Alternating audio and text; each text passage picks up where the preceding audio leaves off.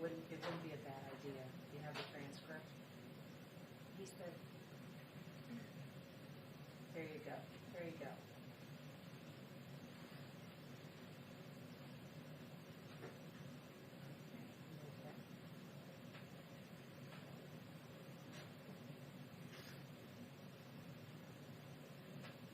Exactly. And if you want to go to Dr. Burke's,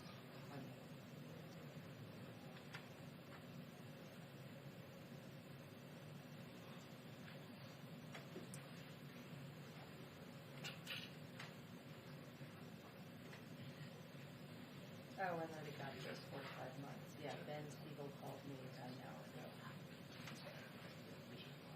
Absolutely. So, here's how I'm going to, oh, here we go. Oh.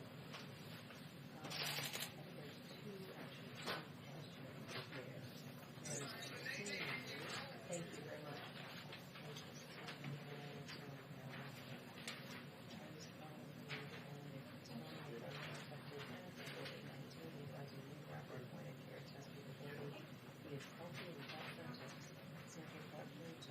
What?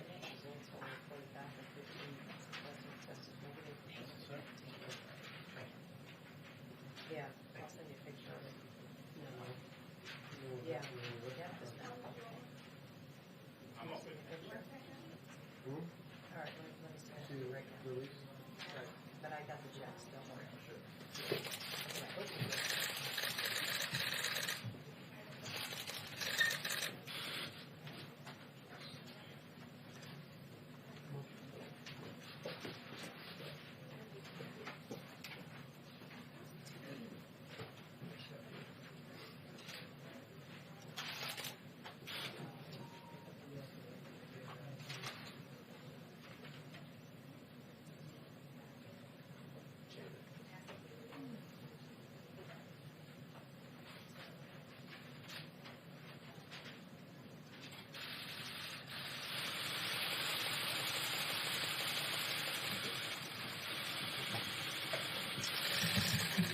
Okay, thank you very much.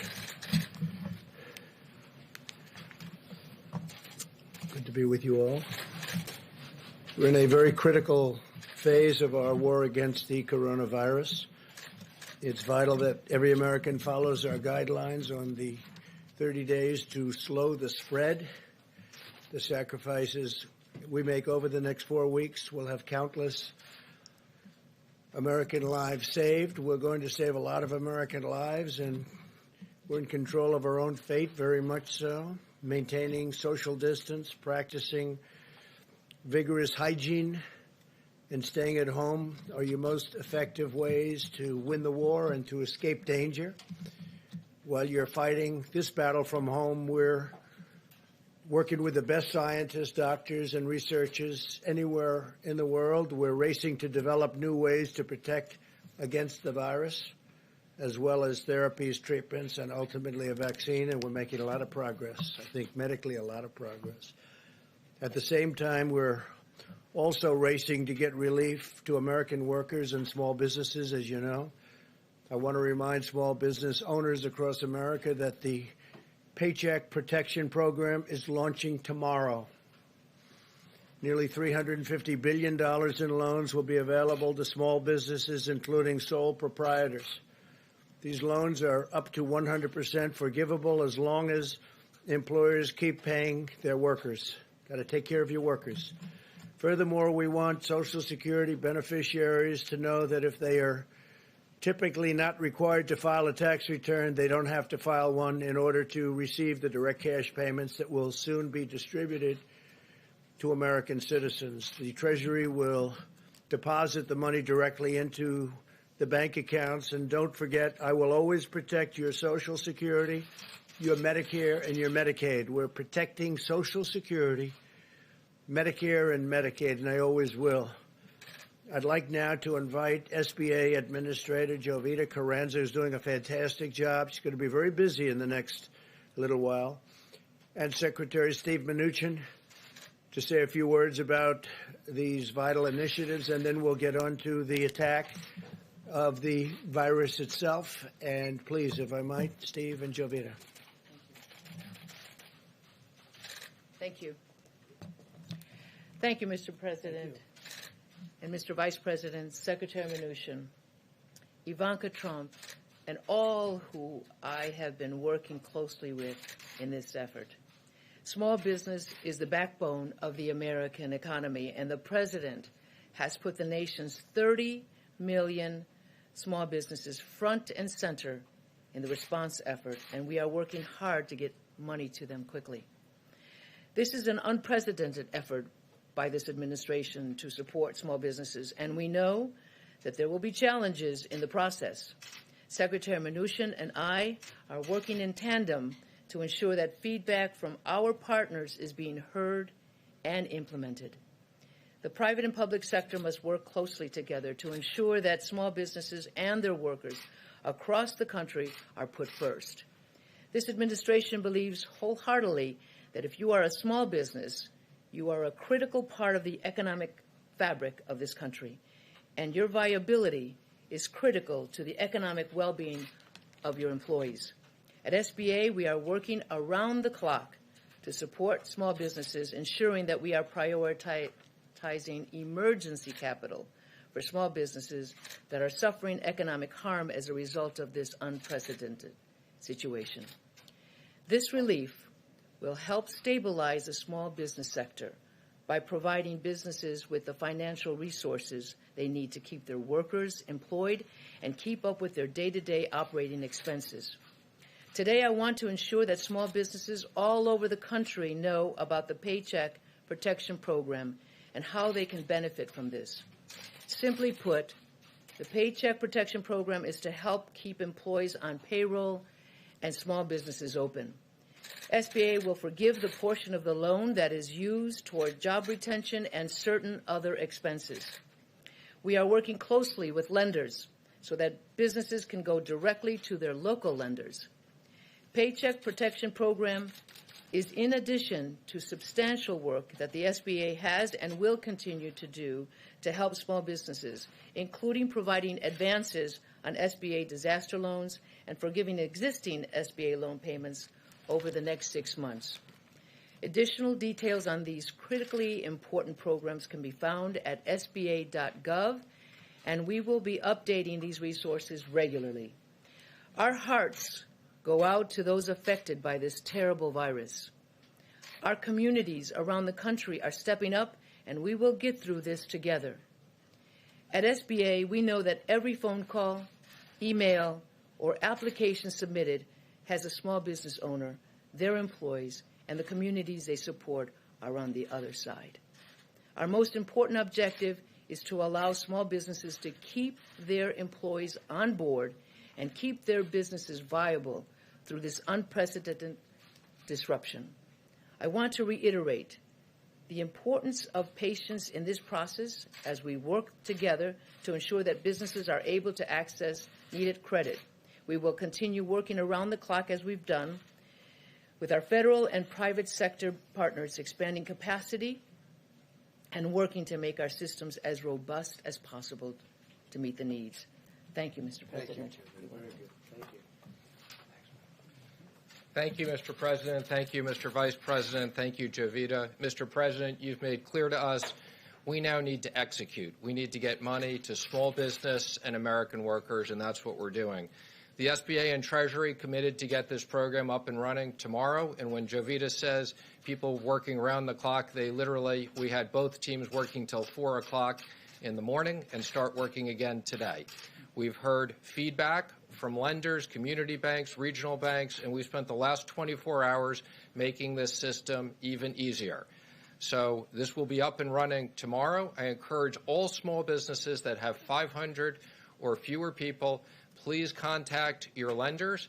Any FDIC institution will be able to do this, any credit union, existing SBA lenders, and fintech lenders. You get the money, you'll get it the same day. You use this to pay your workers. Please bring your workers back to work. If you've let them go, you have 8 weeks plus overhead. This is a very important program. I'm pleased to announce we are going to raise the interest rate on these loans. And again, the interest rate is paid for as part of the program. The borrower doesn't have to pay this to 1%. We had announced it was going to be 50 basis points. We've heard from some smaller community banks that their deposit costs, even though the government's borrowing at 3 or 4 basis points, this is on average a 90-day loan. To make this attractive for community banks, we've agreed to raise the interest rate. Again, I encourage everybody, take out the Paycheck Protection Program. I'm also pleased to report the economic impact payments. I had previously said this would take us 3 weeks. I'm pleased to report that within 2 weeks, the first payments will be direct deposit into taxpayers' account. And as the President said, last night the President authorized me to say that anybody that has Social Security recipients won't need to file a new tax return, and we'll have that. If we don't have your direct deposit information, we'll be putting up a web portal so that you can put that up.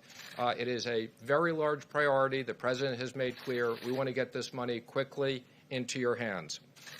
I'm also pleased to report that we continue to work closely with the Federal Reserve.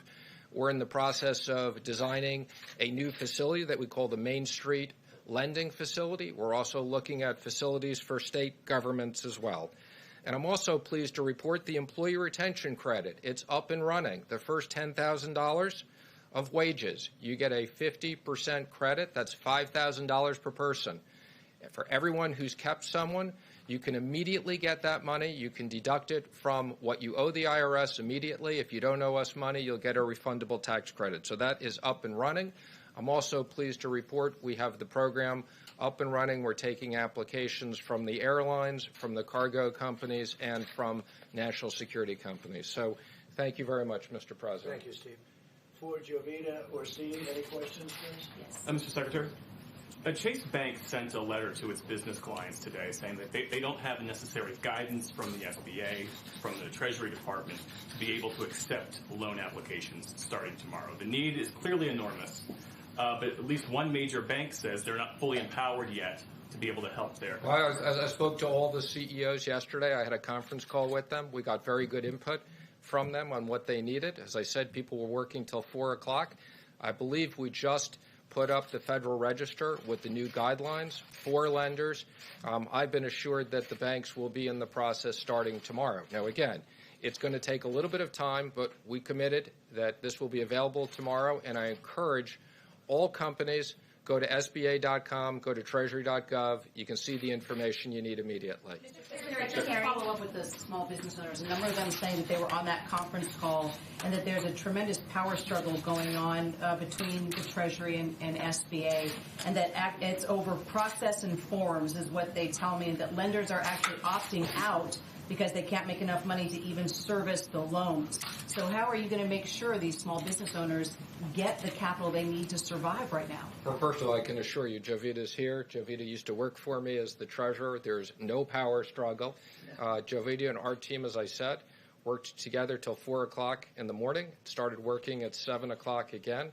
We've made the form simpler, and I can assure you at 5 points, I've told these bankers they should take all their traders and put them in the branches. So there'll never be another opportunity to earn 5 points on a 90-day fully government guaranteed loan. And the checks right into direct deposit, IRS now saying it could take 4 to 5 months. You're saying 2 weeks. Well, let me be clear. Let me be clear. I don't know where you're hearing these things. I told you this would be 3 weeks. I'm now committing to 2 weeks. We're delivering on our commitments. The IRS, which I oversee, within 2 weeks, the first money won't be in people's accounts. Yeah, to follow up on it, I think the question is not about the first checks. For folks who have direct deposit, it sounds like those will go out pretty quickly. The question is then for folks who don't have direct deposit, and there was a staff memo that was released by the House Ways and Means Committee today saying that process could take up to 5 weeks. That takes you to mid-August. Is that how long it's going to take? That is not going to take 5. Again, let me just say, when Obama sent out these checks, it took months and months and months. I am assuring the American public they need the money now. What we're going to do is, again, if we have your information, you'll get it within 2 weeks. Social Security, you'll get it very quickly after that. If we don't have your information, you'll have a simple web portal. You'll upload it. If we don't have that, we'll send you checks in the mail. How many checks can you process a week, though? How many checks can you? Again, we can process a lot of checks, but we don't want to send checks. In this environment, we don't want people to get checks. We want to put money directly into their account. Thank you, Mr. Secretary. This is for, I guess, both you and the administrator. There have been some anecdotal reports that business people trying to get access to the online site to submit the applications, the website's been crashing. I've heard of webinars going offline because there's just too many people on them. So how are you guys going to be ready, tomorrow to get these loans out? We've brought in a lot of external resources at SBA and us to make sure there's additional capacity. As I said, we heard a lot of good feedback yesterday to simplify this process. It's going to be up and running. Now, let me just be clear. That doesn't mean everybody is going to get their loan tomorrow, but the system will be up and running. We encourage people over the next week, sign up. You can go on right now. You can go on the web, see what information you need. Very simple process. Mr. Secretary, on a separate subject, have you been in touch with Leader McConnell and Speaker Pelosi about their differences right now about another stimulus package? I've spoken to the leader. I've spoken to the speaker. I've spoken to the president constantly. When the president's ready and thinks we should do the next stage, we're ready. The president's talked about the issue of infrastructure since the campaign. I think that's a big priority for him. And again, if we run out of money on the small business program, we'll be back right away to Congress to get this increased. Does the unemployment numbers today increase the urgency of doing a phase 4? Well, let me just say, we're going through something that we've never done before, where the government has shut down big parts of the economy because of health reasons. Our economy was in great shape. Our companies were in great shape. There are three ways that Americans are going to be protected. For small business, they'll get paid by their business through this program. The direct deposit. There's also enhanced unemployment. So we realize, unfortunately, there are a lot of companies that, because they aren't in business over a short period of time, again, we're working with the states on enhanced unemployment. And as soon as the medical professionals and the president give the all clear, we're going to have a ton of liquidity. We have about $6 trillion. This has never been done between us and the Fed to put into the economy to support American workers and American business. Secretary, in addition to the jobless numbers we saw today, Phase 3 was signed before the social distancing guidelines were extended for another month. So what additional relief are you going to give to Americans as they stay out of work for all these extra weeks? I mean, what are you waiting for? Well, we in designing this program, we thought that we had liquidity for about 10 weeks, and that's what we've designed. And again, I think the president's been very clear. If we need to go back to Congress to support the American economy and American workers, we will be doing that. Mr. Secretary. Secretary Mnuchin, House Speaker Nancy Pelosi has formed a select committee to oversee the distribution of recovery funds, and she says she wants to make sure that those funds are wisely and efficiently spent. Do you think that select committee is something that's necessary? I don't. I mean, both parties wanted us to have oversight, wanted us to have transparency. We have full transparency. We have a oversight committee that the speaker gets to pick someone, the leader gets to pick someone. I believe there's 5 people on it. And again, that committee will review the money that we're spending. And again, we support full transparency. Taxpayers should understand how we're going to support this economy and jobs. Mr. Secretary, Senator Murkowski has asked you to consider providing loans to energy companies under the CARES Act, the Phase 3 bill. What are your thoughts on that? Would you consider providing those loans to energy companies? So thank you, and let me clarify. I have very limited ability to do direct loans out of the Treasury. I can do them for passenger airlines, cargo airlines, contractors, and national security companies. Outside of that, we work with the Federal Reserve to create broad-based lending facilities, which we will do. So our expectation is the energy companies, like all our other companies, will be able to participate in broad-based facilities, whether it's the corporate facility or whether it's the Main Street facility, but not direct lending out of the Treasury. A question for clarity about the direct payments to Americans. For those folks who don't have bank accounts, who don't have direct deposit information on file with the IRS, how long would they have to wait for their check? Well, for people who don't have direct deposit, again, we'll have an easy way they put it up. We can, on a rolling basis, I think, within a couple of days when they give it to us, we'll send the money out. We do realize there are people who are underbanked. And again, we're working with all the digital companies, prepaid debit cards. We're working with all of them to make sure we have a process that every American gets their money quickly. This money does people no good if it shows up in 4 months, and we will deliver on that promise. So quickly is a matter of weeks then, perhaps, not months. Quickly is a matter of weeks and not months. That's correct. Would you consider a moratorium on...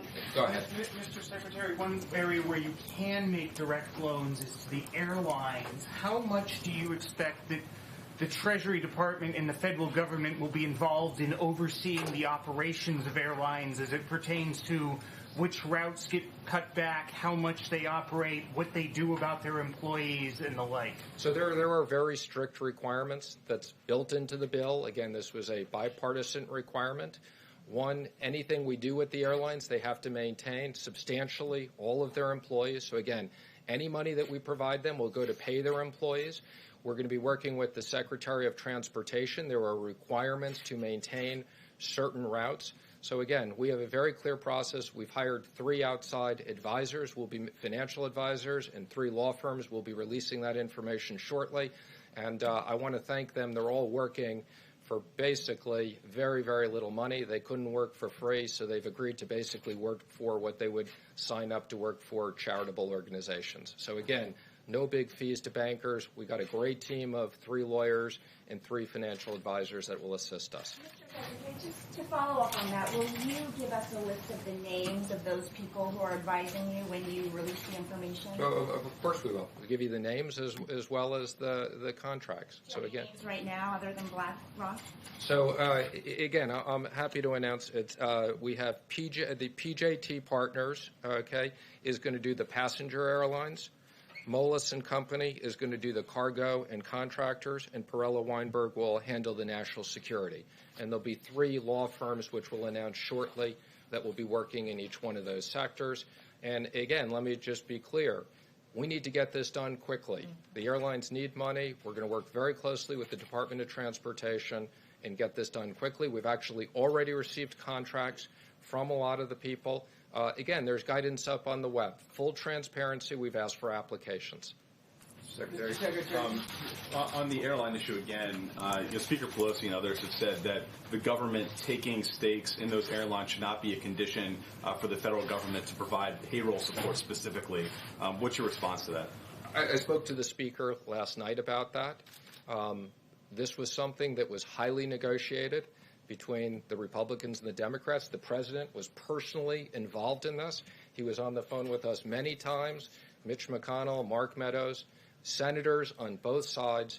There is a specific line in the bill that says that the secretary, meaning me, will determine proper compensation. So this is not a bailout for the airlines. And I will be working, once we get our advice from our financial advisors, we get the applications from the airlines, I'll be working very closely with the president, and we'll make sure that we strike the right balance, not a bailout. Taxpayers get compensated, but these airlines, these are national security issues. We want to keep our airlines intact. Mr. Secretary, just more broadly, perhaps for the administrator, if not for you as well, some small businesses, restaurant owners, for example, are finding that laying off their employees so that they can start collecting unemployment is better both for them as business owners and for their workers. What incentives do they have right now to keep their employees on the payroll if no one's coming into their restaurant? Well, the incentive that you have, and we want American business to be kept intact. The incentive is these are loans that turn into grants. So if you're a business owner and you're a restaurant, you can hire your people back. You get money for their medical. You keep them on the medical plan. You get money for your rent. You get money for your electricity. So you're motivated. We want you to have a business that you can reopen quickly when it's appropriate. So this doesn't cost the business owners anything. You know, when people talk about, I can't imagine any American worker who had a job, is offered to keep their job, isn't going to want to have it. And let me just be clear, we've also talked about this unemployment issue. You can only get unemployment if you don't have a job.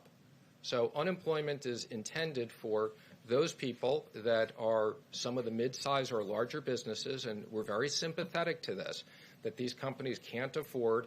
And for those people, the enhanced unemployment will be a significant benefit. But we want to make sure 50% of the American workforce is small businesses under 500 people. The president, the vice president, the administrator, and I want to make sure this part of the economy is ready and intact when we're ready to reopen. Question for the administrator, if I may. Is there a certain category of small businesses that you're most concerned about? Restaurants, hair salons, things like that? That's a great question. We're concerned about every small business. There's 30 million small businesses that we're really focused on, and we're working feverishly to make sure that we can provide the available funds to them as quickly as possible. So it's 30 million small businesses, and the other businesses are being dealt with the PPP, with the Paycheck Protection. There was also the disaster, what we call it, the injury or economic injury disaster loan. And then there was an advance associated with that particular program as well. So to answer your question, we're concerned about all businesses. And as the Secretary indicated, we're looking at employees being ready, not lost in this process. We want businesses to stay intact because they represent half the GDP. So if we spend $1 trillion to support 10 trillion or 11 trillion, I think that's a significant investment, and that's what we're focused on. Is there a certain segment that you think is particularly vulnerable? Hang on, I just want to make one comment for explanation because I want to make sure everybody out there understands this. If you're an independent contractor, if you're a sole proprietor, you're eligible for this as well. Now, that program won't be up and running until next week, but again, this is a very broad definition of small business. So if you're an independent plumber, if you're an independent contractor, you're covered under this program. Slightly more complicated. You have to come into your bank and give them more information, but starting next week, that part of the program will be up and running. Also, charities. Charities as well, very important. The Vice President and President make sure that we covered small charities in this. Does that include churches and religious nonprofits? It does, although there are some technical issues, but yes, it does include faith organizations. Is that under that's under the SBA program? This is under the PPP, yes, the new SBA program, they are covered. Okay. Thank you all. Thank you, everybody. Thank you, Julia. Thank you, Steve. Good job. Thank you. Okay, so that begins right away, and they start handing out checks, and a lot of people are going to have their businesses built back up quickly, I hope. And we'll see. Complicated, big, small business is actually big business. So I thank them both. And please, good. We have some great gentlemen. Let me see. Great gentlemen. That's correct. Thank you very much. Today, my administration is also issuing new guidelines to protect elderly Americans who remain the most vulnerable.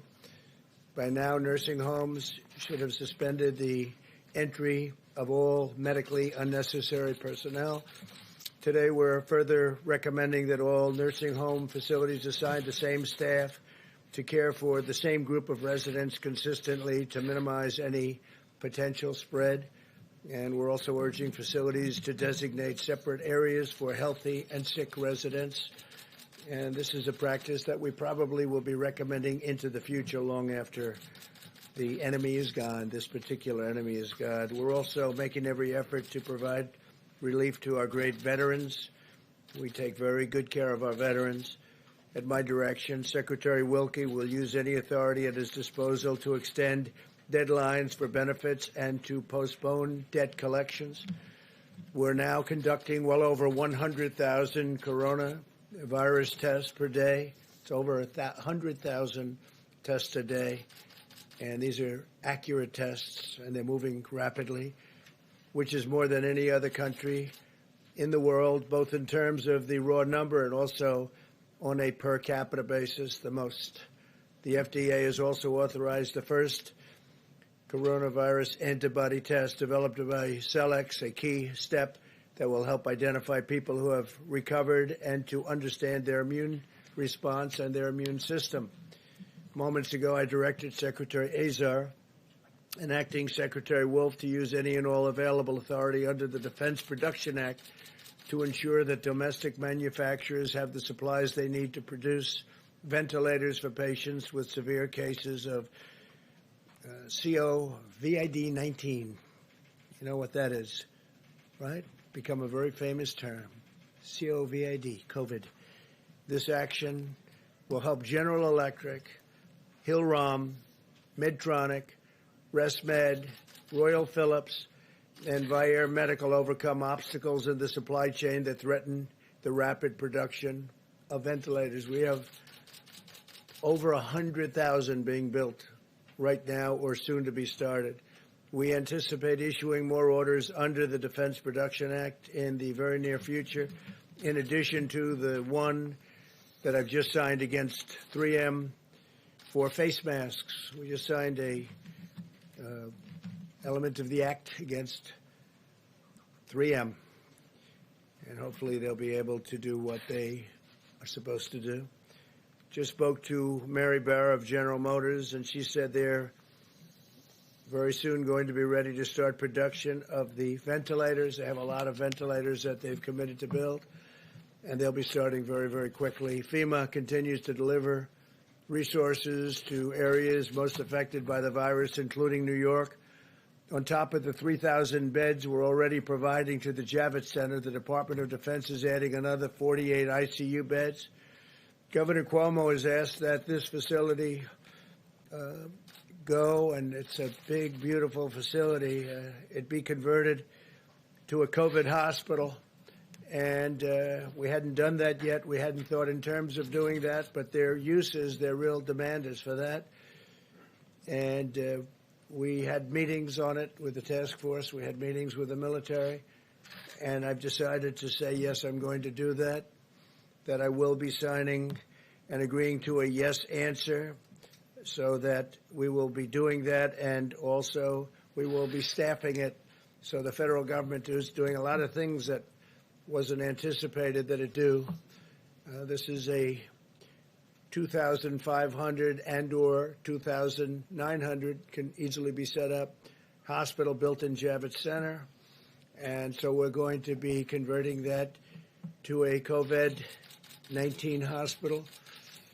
And it's going to be staffed by the military and by the federal government.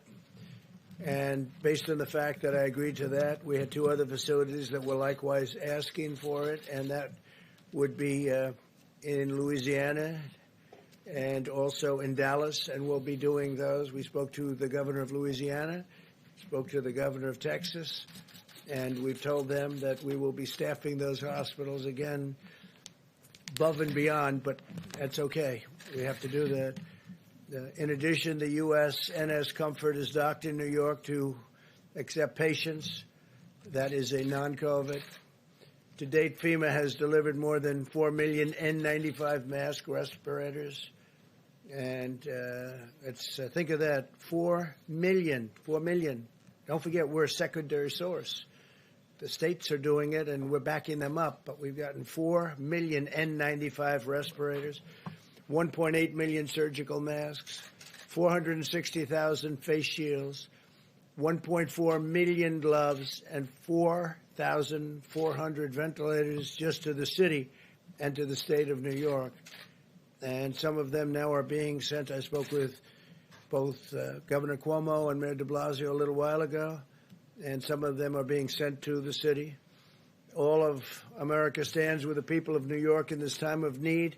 It's definitely a hot spot, but we have other hot spots also, and we're taking care of them very, very strongly, very powerfully. We have the finest people in the world in those locations, and I think the federal government has not only acted early, but acted quickly, professionally. There's no people like this. Doctors, nurses, first responders, and other healthcare providers who want to help New York at this critical time should visit website nyc.gov/help-now. nyc.gov/help-now. They need help now. They need people to help them. We have great facilities, and we've built some brand new facilities, big ones, but we need help. We need help for professional people. So if you're in an area that isn't so affected, and you're a doctor, a nurse, a healthcare worker, please get to that website, and we would really appreciate your help. New York City needs it. Louisiana, by the way, needs it. Michigan needs it. Whatever you can do, those are very strong hotspots. They need help. In recent weeks, as the virus has spread and economic hardship has followed, we have seen Americans unite with incredible selflessness and compassion. I want to remind everyone here in our nation's capital, especially in Congress, that this is not the time for politics, endless partisan investigations. Here we go again.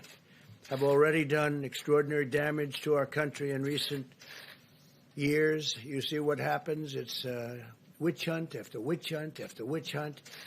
And in the end, the people doing the witch hunt have been losing, and they've been losing by a lot. It's not any time for witch hunts. It's time to get this enemy defeated.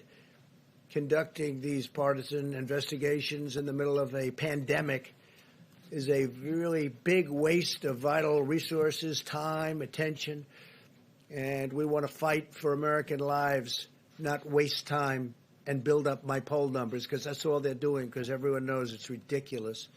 So we want to focus on the people of this country, even the people of the world. We're going to be able to help them, because right now, as an example, we're building so many ventilators, very, very hard to build, but we're building thousands of them. And a lot of them will be coming at a time when we won't need them as badly, because it takes time, very complex, very expensive, and we'll be able to help outside of our country. We think we'll be able to help. That's something that you cannot easily produce.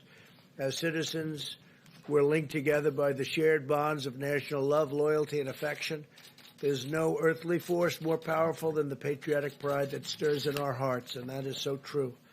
It's incredible the job that everybody's been doing, everybody.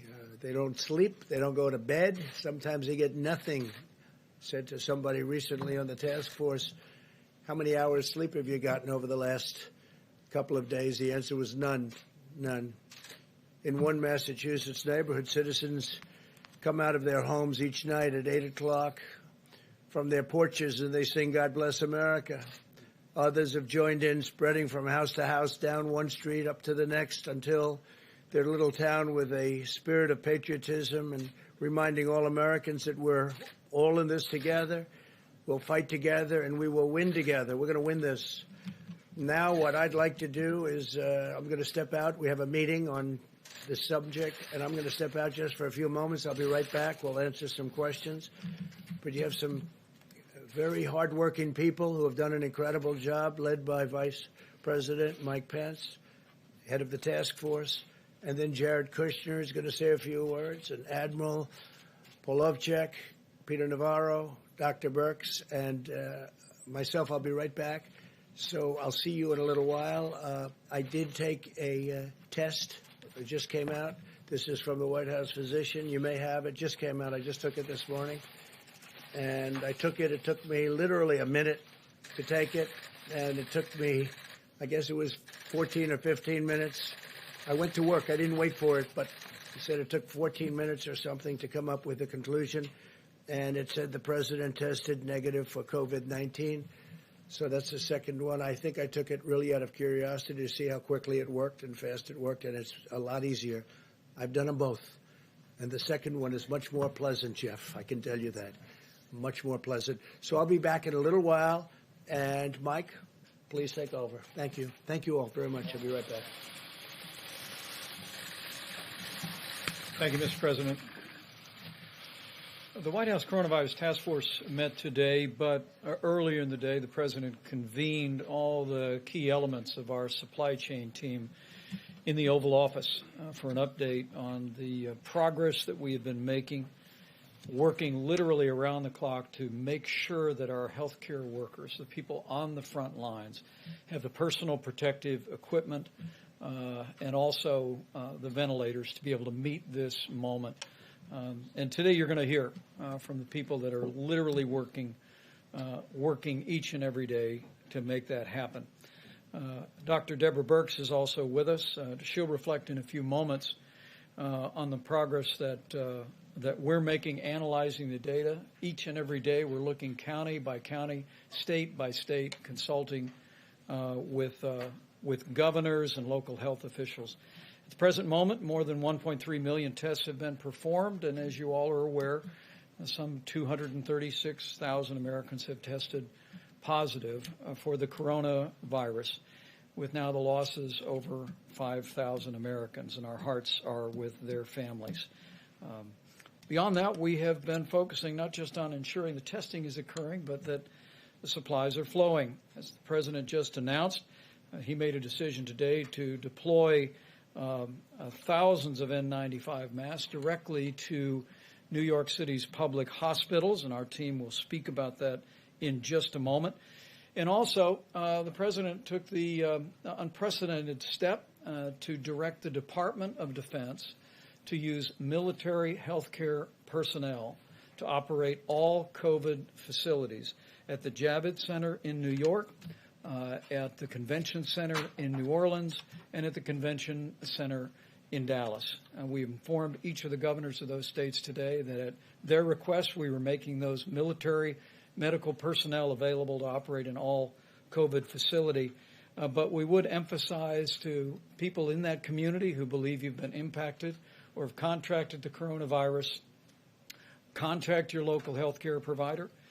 We anticipate in the New York area that your local health care provider will make the decision whether you are transferred to the Javits Center, and in all cases simply look to the guidance of your local governors about how best to receive the care that every American is entitled to have. Beyond that, let me say that we have been working through FEMA's acquisition process not only to deploy but to gather up personal protective equipment. And in just a few moments, you will hear from Admiral John Polovchek about the extraordinary progress that we have made in deploying not just the strategic national stockpile, but also in identifying on the commercial marketplace around America and around the world literally millions of N95 masks, surgical gowns, gloves, protective equipment. And at this point, we've distributed some 7,600 ventilators. And you'll hear today specifically about the states that have received those ventilators. This team has truly acted in an inspiring way and literally is working with dozens and dozens of people at the FEMA Stabilization Task Force to make sure that we are leaving no stone unturned to find the supplies we need. Let me also say today you're going to hear from Jared Kushner, senior advisor to the President of the United States, but someone that the White House Coronavirus Task Force directed to work with FEMA on supply chain issues. And in recent weeks, he's been leading a working group in conjunction with FEMA that literally has identified millions of medical supplies around the nation and around the world, and we're grateful for his efforts and his leadership. Finally, you'll hear from Peter Navarro, who will explain the action the President took today using the Defense Production Act.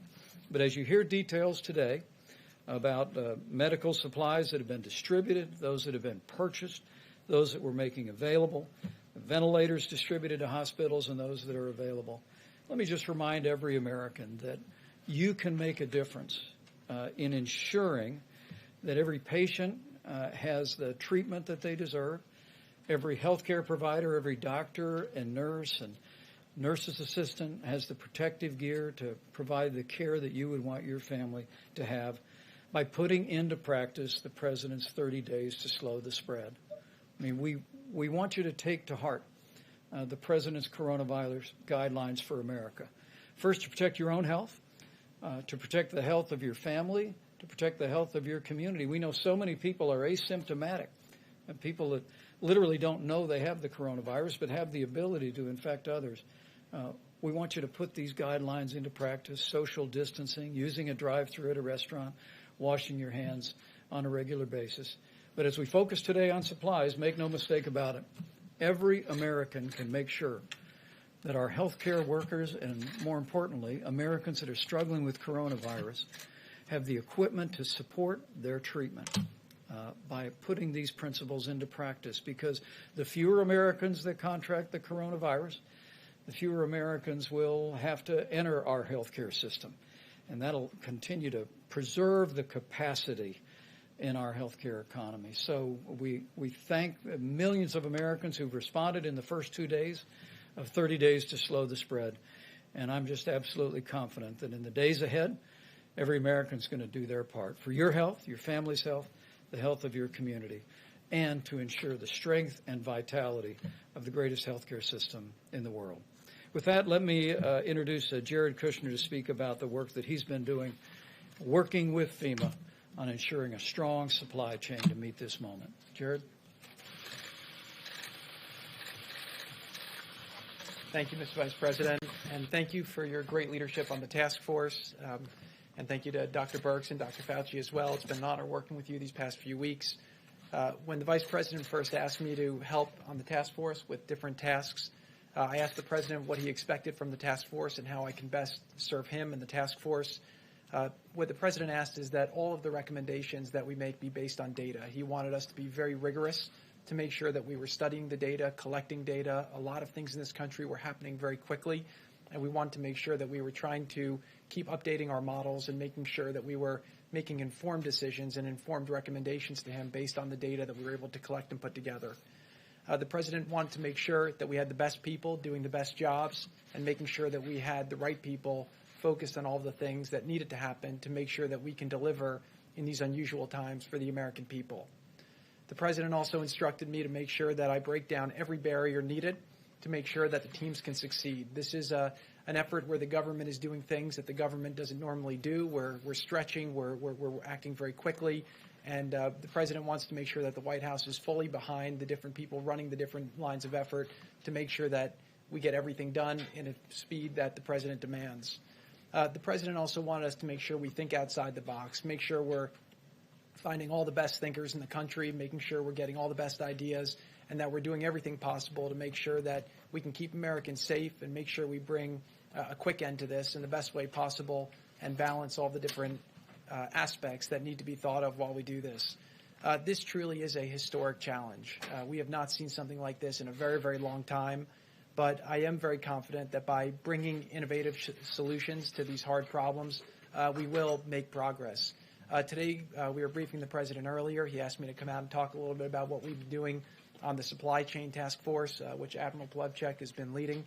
And what he's been very impressed by is the way that we've been resourceful to find product all over the world, all over the country, and we are finding ways to solve the different problems. The President's been very, very hands-on in this. He's really instructed us to leave no stone unturned. Just this morning, very early this morning, I got a call from the President. He told me he was hearing from friends of his in New York that the New York public hospital system was running low on critical supply. He instructed me this morning. I called Dr. Katz, who runs the system, asked him which supply was the most supply he was nervous about. He told me it was the N95 masks. I asked what his daily burn was, and I basically got that number. Called up Admiral Plavchek, made sure we had the inventory. We went to the President today, and earlier today the President called Mayor de Blasio to inform him that we were going to send a month of supply to the New York public hospital system to make sure that the workers on the front line can rest assured that they have the N95 masks that they need to get through the next month. We'll be doing similar things with all the different public hospitals that are in the hotspot zones and making sure that we're constantly in communications with the local communities. One thing I will say, just based on data, is that we've been getting a lot of data from different governors and from different mayors and from different cities.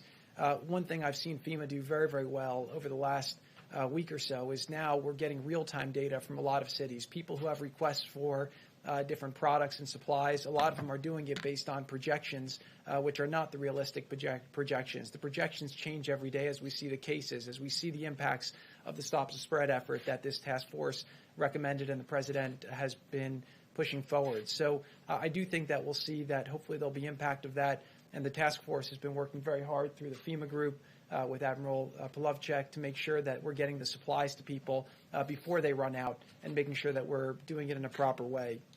I'd like to just introduce Admiral Plavchek, who before coming to this, I guess still is, he's the Vice Director for Logistics for the Joint Staff. I got a call from one of the senators saying, well, why don't you put a great military person in charge of the logistics and the supply chain and the Defense Production Act? And I said, well, the President already did that. This is the best man that we have in the country for supplies and logistics. He joined the task force 13 days ago over at FEMA. and he's built a team really at the direction of the Vice President that includes people from FEMA, OMB, the FDA, HHS, the White House, and from everywhere else. And what they've done over the last 13 days has been really extraordinary. We've done things that the government has never done before, quicker than they've ever done it before. And what we're seeing now is we found a lot of supplies in the country. We've been distributing them where we anticipate there will be needs, and also trying to make sure that we're hitting places where there are needs. So I can tell you the people in the task force, they're working day and night. You've got a lot of people in the government. We recognize the challenge that America faces right now. We know what a lot of the people on the front lines are facing, the fear that they have, that they won't have the supplies they need. And our goal is to work as hard as we can to make sure that we don't let them down. So I just want to thank everybody. And with that, I'll introduce Admiral Plavchek, who's doing an amazing job. Thank you, Mr. Kushner, Mr. Vice President. So today I'm going to cover a couple items, five things. First thing I'm going to talk about is resources pushed out from the federal government. And then I'm going to talk about this air bridge, which you may have heard about. I'm going to talk about data. As you said, Mr. Kushner is absolutely right. We're trying to be data-driven. And then I'm going to talk a little bit about how we're trying to expand the industrial base here to meet this challenge. So the first thing I want to talk about is surgical masks. So you've quickly stated numbers here. So I'm about to go through several different slides to give you just scale and magnitude of federal resources that have been applied at the problem. So 27.1 million surgical masks pushed out to state governments. For N95 masks, 19.5 million N95 masks. And so if I was in a local hospital that was running short, I would look upward because the federal government has pushed out resources. So for protective gloves, 22.4 million pairs of protective gloves. For face shields, 5.2 million face shields. For ventilators, we have pushed to the states more than 7,600 ventilators, and I think as I was coming over here, that number's changed slightly. I think it's now 7,640 given to these states, to the predominantly these states. So we wanted you to have some numbers. Now, as we've indicated, we had ventilators in the national stockpile. We pushed ventilators out. We're holding ventilators to put to the point of need, but we're also buying ventilators, asking the industrial base who produces approximately, prior to COVID, approximately 30,000 ventilators a year. We are going to, over the next several months, by the end of June, work to acquire 100,000. And so one of the tools that we're going to, I can anticipate needing, and we've already executed, is all of those vendors that we're buying them from potentially will need help in their supply chains with their suppliers. We might rate orders. We might help them get ahead of others in that endeavor. So I think Mr. Navarro is going to talk a little bit more of that later. So let me talk about the air bridge. So it normally takes approximately 37 days to get from overseas, get product, load it, get it to the United States, and distribute it. That's about 37 days.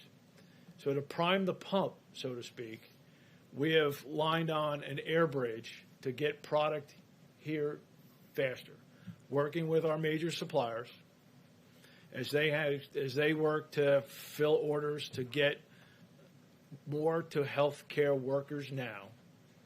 We are working to align transportation to product. Now, one of the things we're also doing is the team that works for me are scouring the globe and finding pockets of personal protective equipment that might not otherwise be in the U.S. hospital supply chain. That is also going on these flights. 6 completed and a number scheduled. 28 flights scheduled here in the near future. We are working towards, some days we'll have 1 flight, some days there might be 2 flights, multiple flights over the next coming days. These 28 are, as far as I can see, out to a couple of weeks. Then again, matching product, 2 flights to create volume in the supply chain here faster than the 37 days. I'm just going to leave that up as I talk about a few other items. So let's talk about New York City and the public health hospitals. I believe they're called New York City Health and Hospitals. President directed, as I speak, there are pallets being formed, truck being loaded. I gave an address in New York City here an hour or 2 ago, and one of our distributors is making that happen, and that delivery will happen tomorrow. On the data front, this is almost unprecedented. This is a commercial supply chain with 6 to 7 major distributors of health equipment. We brought them all in, and we said we need to make informed decisions, and we are going to help make informed allocation decisions. So within a matter of days, feeding from their business systems, their enterprise resource-like systems, I brought on board a tool, a supply chain tower, that the DoD was using to manage a supply chain for a very complex weapon system. Their data goes into a data lake. We have a tool to be able to use their data and see it. I can tell what product is coming in, what their orders are, what they're filling, what they're not filling, and see the volume in the supply chain and understand what they're doing down to the county level. We're working to get it potentially down to the hospital level. So this 200 and some odd N95 respirators, we took a look in there in the supply chain, and we said we have the volume to go do that. I called the distributor, and they're making that happen. We anticipate, as the hotspots around the country, we anticipate these vendors at our direction helping them allocate product to the right place at the right time. So if I talk finally about expanding the industrial base. So the vice president was at Walmart the other day, who told him, I want to get in this game. How do I do that? So I got the call. We provided them specifications. And Walmart is going to use their suppliers to cut fabric, make gowns, sew product. But that's not always the case. We have lots of folks that want to help. I believe you will see in the coming days the use of the Defense Production Act in creative ways to help people that are not doing this today to do it. We have essentially leads. The number yesterday was 210. I believe it probably grew today, that we are working with to find how each one of those might need help to get in the game that's not in the game, to increase the throughput through the healthcare market. Again, the president gave me one task: get more to our healthcare workers now. And I took that to heart, because I have, not that I don't need that from the president to that direction to move out, but I have family in New York. My sister's a nurse practitioner in a Westchester hospital, and my niece is a nurse on a Long Island hospital. And I have other healthcare professionals in the family. So I have skin in this game, and the president asked me to get more to the healthcare workers. I'm going to get more to healthcare workers. I'd like to hand over to Mr. Navarro. The 200,000 is going out as we speak. Specific about that. It'll be delivered tomorrow. Let me be clear on that, if I can. what Jared announced, what the Admiral just unpacked, is that pallets are being loaded right now to send 200,000 N95 masks to New York City, to the public health hospitals. So to the public health warehouse in New York City. All the healthcare workers, help is on the way. Based on the tools and the data you have available to you, where is the logjam? Where has it been? How have you identified that? Because as you say, all this, millions more PPE is going out the door. As you well know, the frontline medical workers I would answer you this way. We put up a lot of numbers. I said that if you're in a hospital and you're not seeing PPE, I would look up to the state level first. From governors who are saying they can't get the medical equipment that they need. And the reason for that is because according to governors, and also by the fact that we haven't seen any numbers up there about what is going to the private sector, can you tell us what percentage of the supplies on these large cargo planes are going to private companies versus FEMA versus the states? So FEMA's 80%?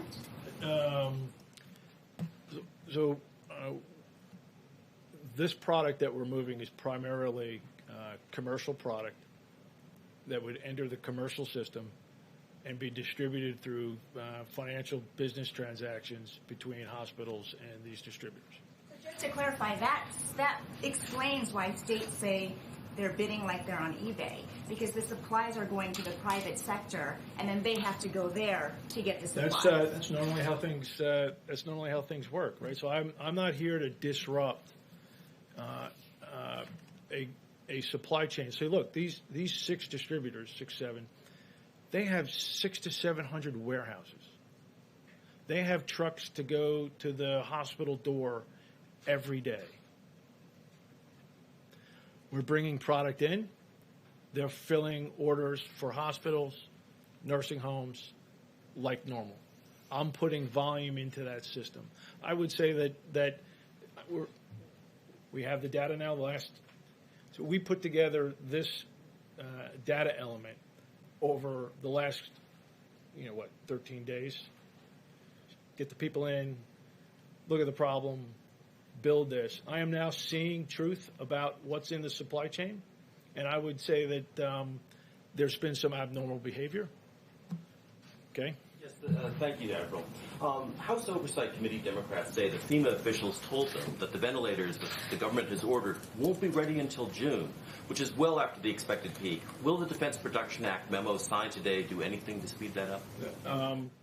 Yes, I will. Mr. Navarro will talk about that. We're online to receive several thousand ventilators in the month of April and several thousand more ventilators in the month of May, ramping up to a big number in June. Again, going from an industry that produces about 30,000 annual to a very big number. Are you confident that the system means the states with the greatest need are getting the supplies? Yes. Because So a lot of governors are saying that they can't get what they need, and different states have more pressing urgency, obviously, depending on the case. So we marry up. We're marrying up where CDC, where the demand for COVID is, to what's in the commercial system. We're providing that to the commercial system, and we are making allocations to those of most pressing need. 13 days. We now have the data. We now can make informed decisions. And so all of the I need, I now know the volume that has been happening and needs to be happening. So, Admiral, with that, and Mr. President, I'd love for you to weigh in on this as well. You talk about, you alluded to the fact there is possibly some shady business going on, that the product is here in the United States. And coming here. Yes, and it is coming here. It's coming from China. It's in warehouses. It's being made here in the United States. It's in warehouses. But it's going to the highest bidder. So what can be done to keep those products here in the United States, not go overseas where companies are making a lot of money and get it distributed to the most critical places here in the U.S. I would love to hear from how's that being done, because doctors, I've talked to surgeons on a regular great question. basis. Let me give you the bigger view of the DPA, and we'll directly address that. What we have essentially is a nation at war. We have a wartime president standing behind me. The Defense Production Act is one of the most powerful weapons this administration can use to fight the invisible enemy of the virus. When I spoke with you last week, I explained the 3 points of the compass DPA can be used to hit. The first one is mobilization of the industrial base. This can involve things like repurposing from, say, a distiller like Pernod Ricard, from liquor to hand sanitizer. It can also involve expansion of production, which is having Honeywell, which makes N95 masks, open a new factory in Smithfield, Rhode Island. With respect to the second point of the compass, allocation of resources, we have 2 issues there. If you look at the manufacturer itself, what you want to make sure is that the supply chain, which can go 7 tiers deep, has enough components in that supply chain so we can actually make what we need. And then once it's made, you also want to make sure that it goes to the right people. And then the third point of the compass, which addresses what you're talking about, is basically bust them, I call it, hoarding of critical or threatened materials. So let me walk through what the president did today in terms of a strong action, what we've done, the DPA across those 3 points. The first order President Trump signed was vigorous, swift. It was the GM order, which directed GM to make ventilators in Kokomo, Indiana in Trump time, which is to say as fast as possible. As the president mentioned, he spoke to Mary Barra today, the CEO of GM. That is moving forward at the same time as the Ford project is moving forward in Rawsonville, Michigan. And I've issued a challenge to those 2 companies, a la Ford versus Ferrari. This is Ford versus GM. Let's see who gets those ventilators out first. Now, the second point of the compass, which these 2 orders address today, is this allocation of resource issues. The ventilator companies themselves expressed concern that in this rush to build ventilators, there would be pressure on that supply chain. So what they requested that we do and the president do is to use the DPA to give this gentleman here, who's one of the strongest gentlemen in the world in terms of applying things, is to give him the ability to prioritize that supply chain for those ventilator manufacturers. And he will do things like give them what's called a DO rating in the defense procurement, which will allow them to get what they need. Now, the second order, which the president signed today, has to do with the other part of the equation, which is once they make the stuff, okay, where does it go to the right folks? And this is a 3M order. And to be frank, over the last several days, we've had some issues making sure that all of the production that 3M does around the world, enough of it is coming back here to the right places. So what's going to happen with the signing of that order in Trump time is we're going to resolve that issue with 3M probably by tomorrow close of business, because we can't afford to lose days or hours, even minutes in this crisis. Now, the third part of the compass, the third point there, this gets to the hoarding issue. The president stood up here with he's the commander-in-chief. But we have a sheriff in town, too, Attorney General Barr. And he stood up here with Attorney General Barr, and Bill Barr said, I'm going to go out and bust him. And guess what? 3 days ago, DOJ went into a warehouse in Jersey, grabbed PPE, and the beauty of that wasn't only seized, but within hours it was turned around and given to healthcare professionals in New York and New Jersey. That's a beautiful thing. That's a beautiful case of using the DPA. Now, what's going to happen tomorrow is the president's going to sign another order, which is in the works. This is interesting. There is a black market springing up, which you have described, where we're having people bid against each other. Brokers come in. They're bidding and bidding on all this different PPE. It's driving the price up. And guess what? You know where it's going? The domestic sources here are being exported. when President Trump heard about that, he said, that's not going to happen anymore under my watch. So tomorrow we're bringing that order, and what's going to do is it's going to empower Customs and Border Protection with the help of people like the Post Office and express mail consigners like UPS to basically deal with that issue. So we are going to crack down unmercifully. And I would say to the hoarders out there, the brokers who are trying to make money off the misery of people in this country or around the world, that's got to stop. But if you've got inventory, what you need to do is pick up a phone and not call somebody out around the world. You call FEMA and say, we got some stuff, we'll give it to you at a fair price, and be done with that, because that stuff has absolutely got to stop. So that's hang on. So that's what we're going to be looking for. And when we hear cases like this, we're going to aggressively issue order after order to crack down on it. Now, this is not my role to take a bunch of questions, but let me tell you one other thing before I leave the podium. It's a story which I'd love to share with you today, because this again illustrates one of the key principles of this president and this vice president, which is to wed the full force of the federal government with the full power of private enterprise. And just 2 days ago, we at the White House got an urgent SOS from the chief of police of the New York Police Department. And they are in a situation now, because of the strain on their resources, where personnel such as their homicide detectives were having to go on into houses and deal with COVID issues without protective gear. Now, the beauty of this president is, because of his leadership, we were able to solve that problem in 2 phone calls. 2 phone calls. The first one went to Phoebe Novakovic at General Dynamics. Phoebe, can you call Tom Kennedy at Raytheon? I need you guys to basically scoop up all the Tyvek suits you can and find any gloves you can.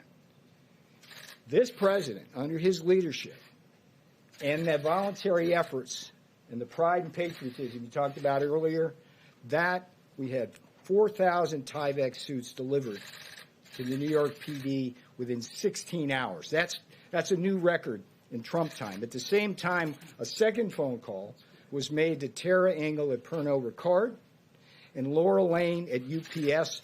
They were on the same phone call, and they said, Tara, Laura, we got this issue. They need hand sanitizer. Literally, within 2 hours, we had 50-gallon drums, 6,000 gallons of hand sanitizer on a UPS truck heading up to the NYPD, and it probably arrived today with a promise from Pernod that they will continue to supply the NYPD throughout the course of this crisis. So this is a beautiful thing that America is rallying to. We are becoming a stronger, more united nation, and I couldn't be more proud of this president, this administration. These guys up here are doing a heck of a job organizing the supply chain. And my promise to you is that the president is going to use that DPA to make sure that the American people, particularly our healthcare professionals, get the PPE, the medicines, everything we need. So let me stop there. I don't think it's my place here to field a bunch of questions. Good job. Thank you. Okay. What's the status of the Buy American executive order? Go ahead. No, go ahead. Answer. You go ahead. Okay. Come here. One of the things that this crisis has taught us, sir, is that we are dangerously over-dependent on a global supply chain. For our medicines, like penicillin, our medical supplies, like masks, and our medical equipment, like ventilators. We have right now, as we speak, over 50 countries have already imposed some forms of export restrictions in their country against the rest of the world. And what we're learning from that is that no matter how many treaties you have, no matter how many alliances, no matter how many phone calls, when push comes to shove, you run the risk as a nation of not having what you need. And if there's any vindication of the president's Buy American, secure borders, and a strong manufacturing base philosophy, strategy, and belief, it is this crisis, because it underscores everything that we see there. So the Buy American order, which is going through process, would do a couple things. It would simply say Not during this crisis, because we don't want to disrupt anything. I want to be really clear about that. But going forward, after this is over, the VA, DOD, HHS, and this government buys American for essential medicines, our medical countermeasures, and the medical supplies and equipment we need. At the same time, it will deregulate so we can get the FDA and EPA to facilitate domestic manufacturing and then innovate. Because the key here is having advanced manufacturing on U.S. soil that can leapfrog other countries so we don't have to worry about competing against cheap sweatshop labor, lax environmental regulations, different tax regimes, and the massive subsidies of foreign governments who are actually directly attacking our industrial base. So be patient with that, sir. The other priorities we have right now are the DPA and what the task force is doing. But if we learn anything from this crisis, it should be never again. Never again should we have to depend on the rest of the world for our essential medicines and countermeasures. And by the way, we've cut them out also, to be honest. We've stopped orders going from certain places. And in a couple of places, like we had a big order going to Italy on important outfits and some ventilators, and it was going to Italy. They made the order a long time ago. And I said, you got to let it go. They had an order, and I could have cut it. Under the act, I could have cut it. I said, nope, you can't do that. You got to let it go. You know, they have big problems. We had an order going to Spain, and I said, let it go. I could have stopped it. I said, let it go. We're going to be fine. I said, let it go. So it works that way also. One other thing as to your question, oftentimes, and we've told this to the governors, Mike, we've been very strong on this, if you think there's bidding between federal government and state, let us know and we'll drop out immediately. Or you drop out and we lower the price. Against each other. No. If we're bidding against each other, I said find out who it is. And usually they know. Everyone knows. And we're notified, and we get notified, and we'll either drop out or they'll drop out. But we have another problem. There are 151 countries out there beyond the states. There are 151 countries that have this problem. And they're ordering too. It's really a mess. Now, in a little while, the hardest thing to get are the ventilators because they're, it takes a while to build them. And we have thousands of them being built right now. In a little while, they'll be worth about $5. But right now, they're very valuable. And we're going to have a lot of them being shipped. In fact, that's why General Motors called up before Mary. That's why others called up. 2 days ago, they called up that they're all in production. And they're starting to arrive in a week and a half, but there'll be a time when we're going to build stockpiles. By the way, the states should have been building their stockpile. We have almost 10,000 in our stockpile, and we've been building it, and we've been supplying it. But the states should be building. We're a backup. We're not an ordering clerk. We're a backup. And we've done an unbelievable job. Like, for instance, who ever heard of a governor calling up, sir, can you build us a hospital of 2,500 rooms? And we built it. Can you build us 4 medical centers? We built it. Can you deliver a hospital ship with 1,000 rooms? And we did it. And we did it in Los Angeles, too. We've done an unbelievable job. These people. And thousands of people behind them. But we're a backup. Ideally, those hospitals would have had all this equipment. Ideally, those states should have had all this equipment. And I think they will the next time. You heard the case where thousands of ventilators could have been had at a very inexpensive price 3 years ago. And a certain state decided not to exercise that right because they wanted to build a road or they wanted to build something else because it's big money. You're talking about, I think it was $1 billion. But you're talking about a lot of money for something that may never happen. Because normally on a ventilator, other than a pandemic or an epidemic, you wouldn't need anything like this. Hospitals have 3 ventilators, big hospitals, and they get by with it. And now they want thousands. I mean, they want thousands of ventilators. You call up a governor and they'll say, sir, could you send us 40,000 ventilators? Nobody has ever heard of a thing like this. So they've done some job. Let me just tell you, when Secretary Mnuchin spoke, they want you to call not .com, but SBA.gov. Okay, for the application and for information. Okay, so it's SBA, small business, SBA.gov. Okay, if you don't mind. Yeah, let's go, please. Thank you, sir. Thank you, Mr. President. I want to follow up from a question yesterday regarding your administration's denial of the expansion of Obamacare's special enrollment period in the wake of this pandemic. In your own words, VP Pence gave a 5-minute non-answer, but people facing this pandemic illness and even worse, most experts say that having health care is critical to our nation's health and financial well-being. Can you assure Americans tonight that you will reopen Obamacare marketplace so that they can be covered in this time of combined health we're doing and better than financial that. Yeah, crisis? no, I understand the question, and we're doing better than that. We're going to try and get a cash payment to the people, and we're working out the mechanics of that with legislature. So we're going to try and get them a cash payment because just opening it up doesn't help as much. So we're going to work it out. So we're going to try and get for that certain group of people, it's a certain group of people, a cash payment. Go ahead. I really want to ask you about masks, but I also just wanted to follow up on a couple of hanging threads there. Just the question earlier about the bidding. What happens, though, when states are bidding against each other on those markets? Well, they have that, and they have to work that out. What they should do is they should have, long before this pandemic arrived, they should have been on the open market just buying. There was no competition. You could have made a great price.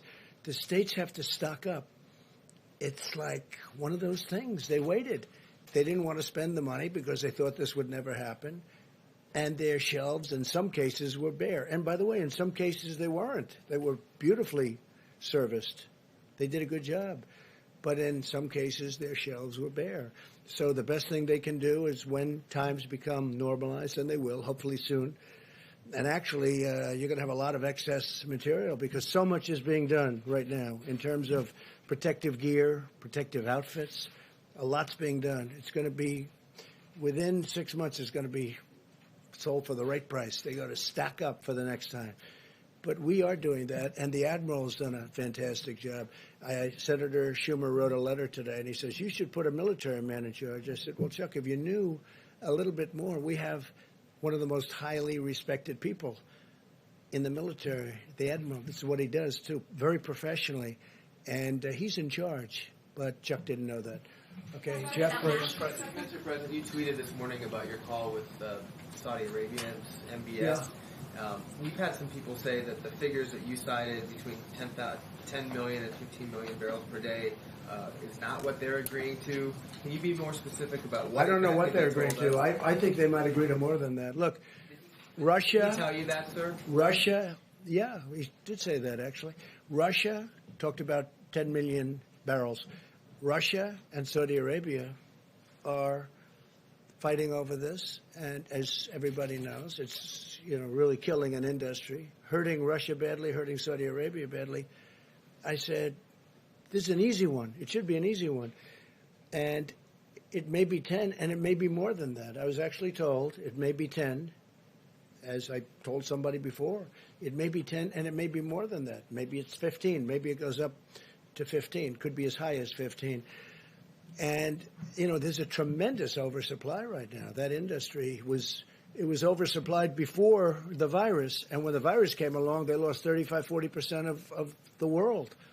And there's an unbelievable, you can't get a ship now. Every ship is loaded to the gills, sitting out someplace in the ocean. They're storage tanks. They're not even ships. They're storage tanks.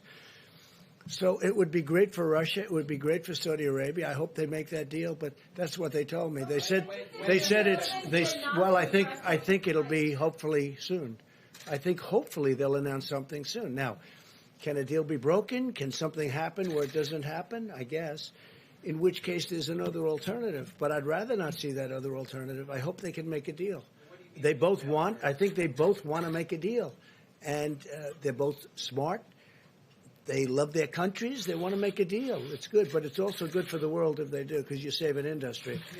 Yeah, please. Go ahead. Go ahead, in the back. What do you mean by cash payments? I'm going to let Mike, because we went over this very specifically, and I'll let you talk about it, Mike, because you responded last time. Right. Thank you, Mr. President.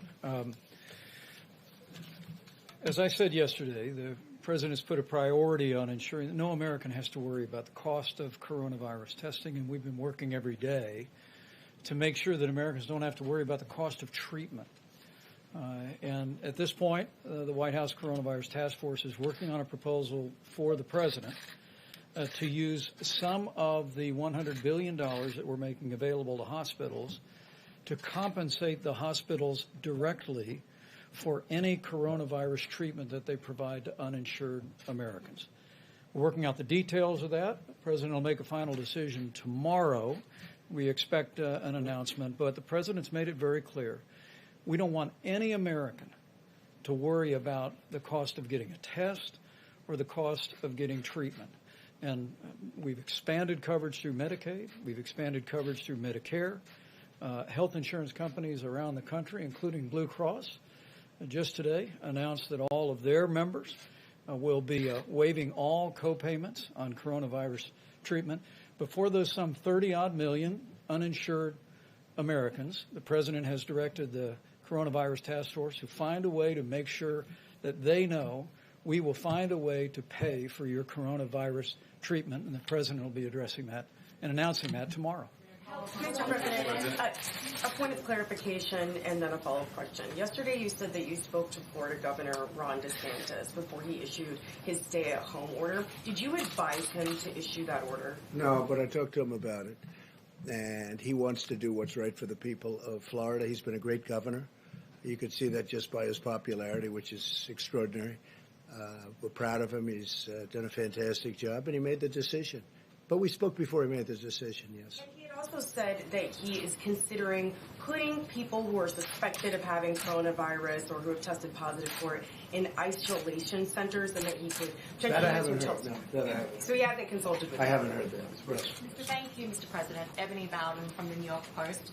A few hours ago, Mayor de Blasio, the mayor of New York, said that New Yorkers leaving their homes should wear masks. They should also wear masks when they're with other people.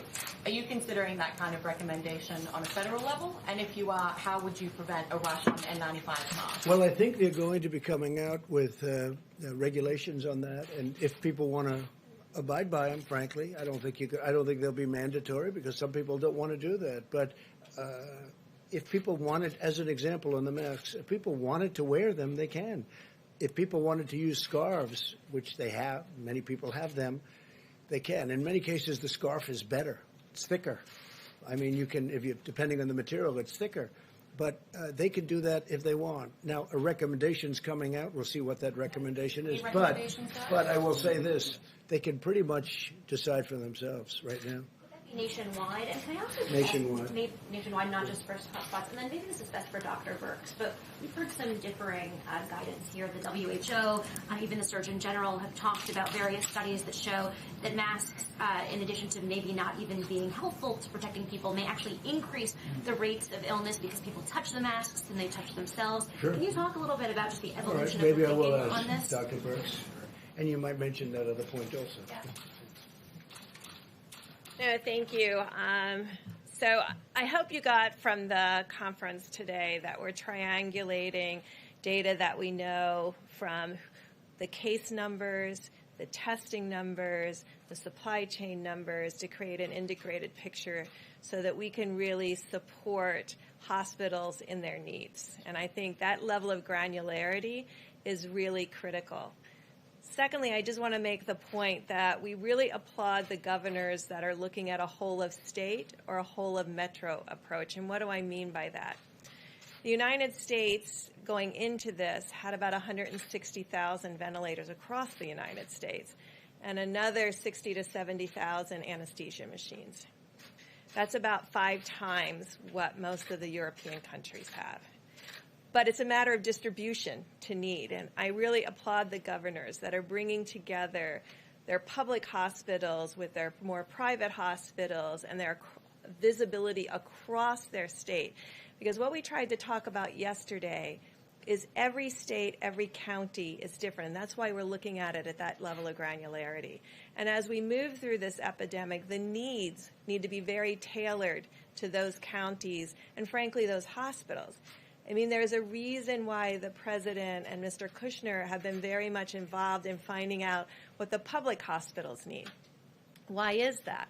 Because the public hospitals sometimes have the weakest supply chain because they're often sometimes not as attractive to private sector distributors, or they may be too busy caring for the needs of patients to be really on top of their order forms and their supply chains.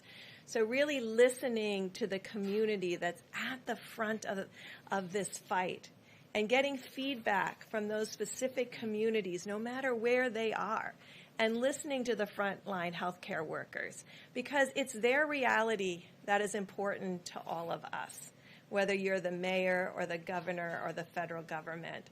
And if they're saying they need something, we have to work together to supply that. And so that's what you're seeing with this triangulation. Every county will move through this differently, and that allows us to move around these vital issues that protect the frontline healthcare workers and protect the patients through the ventilators to make sure that the supply chain is aligned with the need as it happens. Now, you have to have very good data in order to be willing to work in that level of granularity, and that's what we've been working on to really develop that level of granularity to ensure that.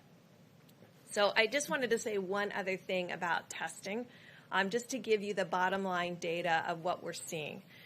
We appreciate the groups who are reporting. Not everyone is reporting yet. And this is part of us trying to understand at a very granular level. We do have 2 states that do have 35% positives, and that's New York and New Jersey. So that confirms very clearly that that's a very clear and important hot zone. Louisiana, though, has 26% of their tests are positive. Michigan, Connecticut, Indiana, Georgia, Illinois, so that should tell you where the next hotspots are coming, are at 15% test positive, and then Colorado, D.C., Rhode Island, and Massachusetts are at 13%. There's a significant number of states still under 10%, every one that I didn't discuss. California and Washington remain steady at an 8% rate. So what we're seeing finally is testing improving, more testing being done, still a high level of negatives in states without hotspots, allowing them to do more of this surveillance and containment. And then prioritizing this new rapid test kit to those areas that may not have the same amount of access to the Indian health services and to the public health institutions and the public health and state labs, so that they can use that and start forward leaning into surveillance. Now, we know that our people waiting for tests, and they're waiting for tests because when these areas became when they got onto the logarithmic curve, we prioritized people whose decisions, where the test decision would make it critical for their care. And so we prioritized hospitals, and we prioritized nurses and doctors and frontline workers. So that means if you went through a drive-through or you went through your doctor, you could have that delay. So the masks. So what I tried to give you is how we're using data in a very granular way. And so there's experiential data when you look at communities that have oftentimes utilized masks in general for personal protection from when they particularly are themselves sick and have used their mask in public. And we've looked at the rate of this COVID-19 in those populations. And then we're looking at the scientific evidence to bring those two pieces together. Let me just say one thing, though. The most important thing is the social distancing and washing your hands. And we don't want people to get an artificial sense of protection because they're behind a mask. Because if they're touching things, remember, your eyes are not in the mask. So if you're touching things and then touching your eyes, you're exposing yourself in the same way. So we don't want people to feel like, oh, I'm wearing a mask, I'm protected, and I'm protecting others. You may be protecting others, but don't get a false sense of security that that mask is protecting you exclusively from getting infected, because there are other ways that you can get infected because of the number of asymptomatic and mild cases that are out there. And so this worries us, and that's why the debate is continuing about the mask, because we don't want, when we're trying to send a signal that every single person in this country needs to stay 6 feet away from everybody, that needs to be washing their hands constantly and know where their hands are, to send a signal that we think a mask is equivalent to those pieces. So when the advisory comes out, it will be an additive piece if it comes out, rather than saying this is a substitute for. And we want to make sure everybody understands it is not a substitute for the presidential guidelines that have already gone out, and to be absolutely clear about that. Quick question about the test, Dr. Burks. Dr. Burks, there's a lot of evidence we're seeing that experts are saying that a high number of these tests could be producing false negatives. So, of the Roche and Abbott test, that as many as 1 in 3 tests might be providing false negatives. I wonder maybe you could that would talk a little almost bit about be the science. impossible with having 35% positives. If that was true, you would have 100% positive or 66% positive. So what I can tell you is the number of positive tests is tracking very closely with the number of cases diagnosed.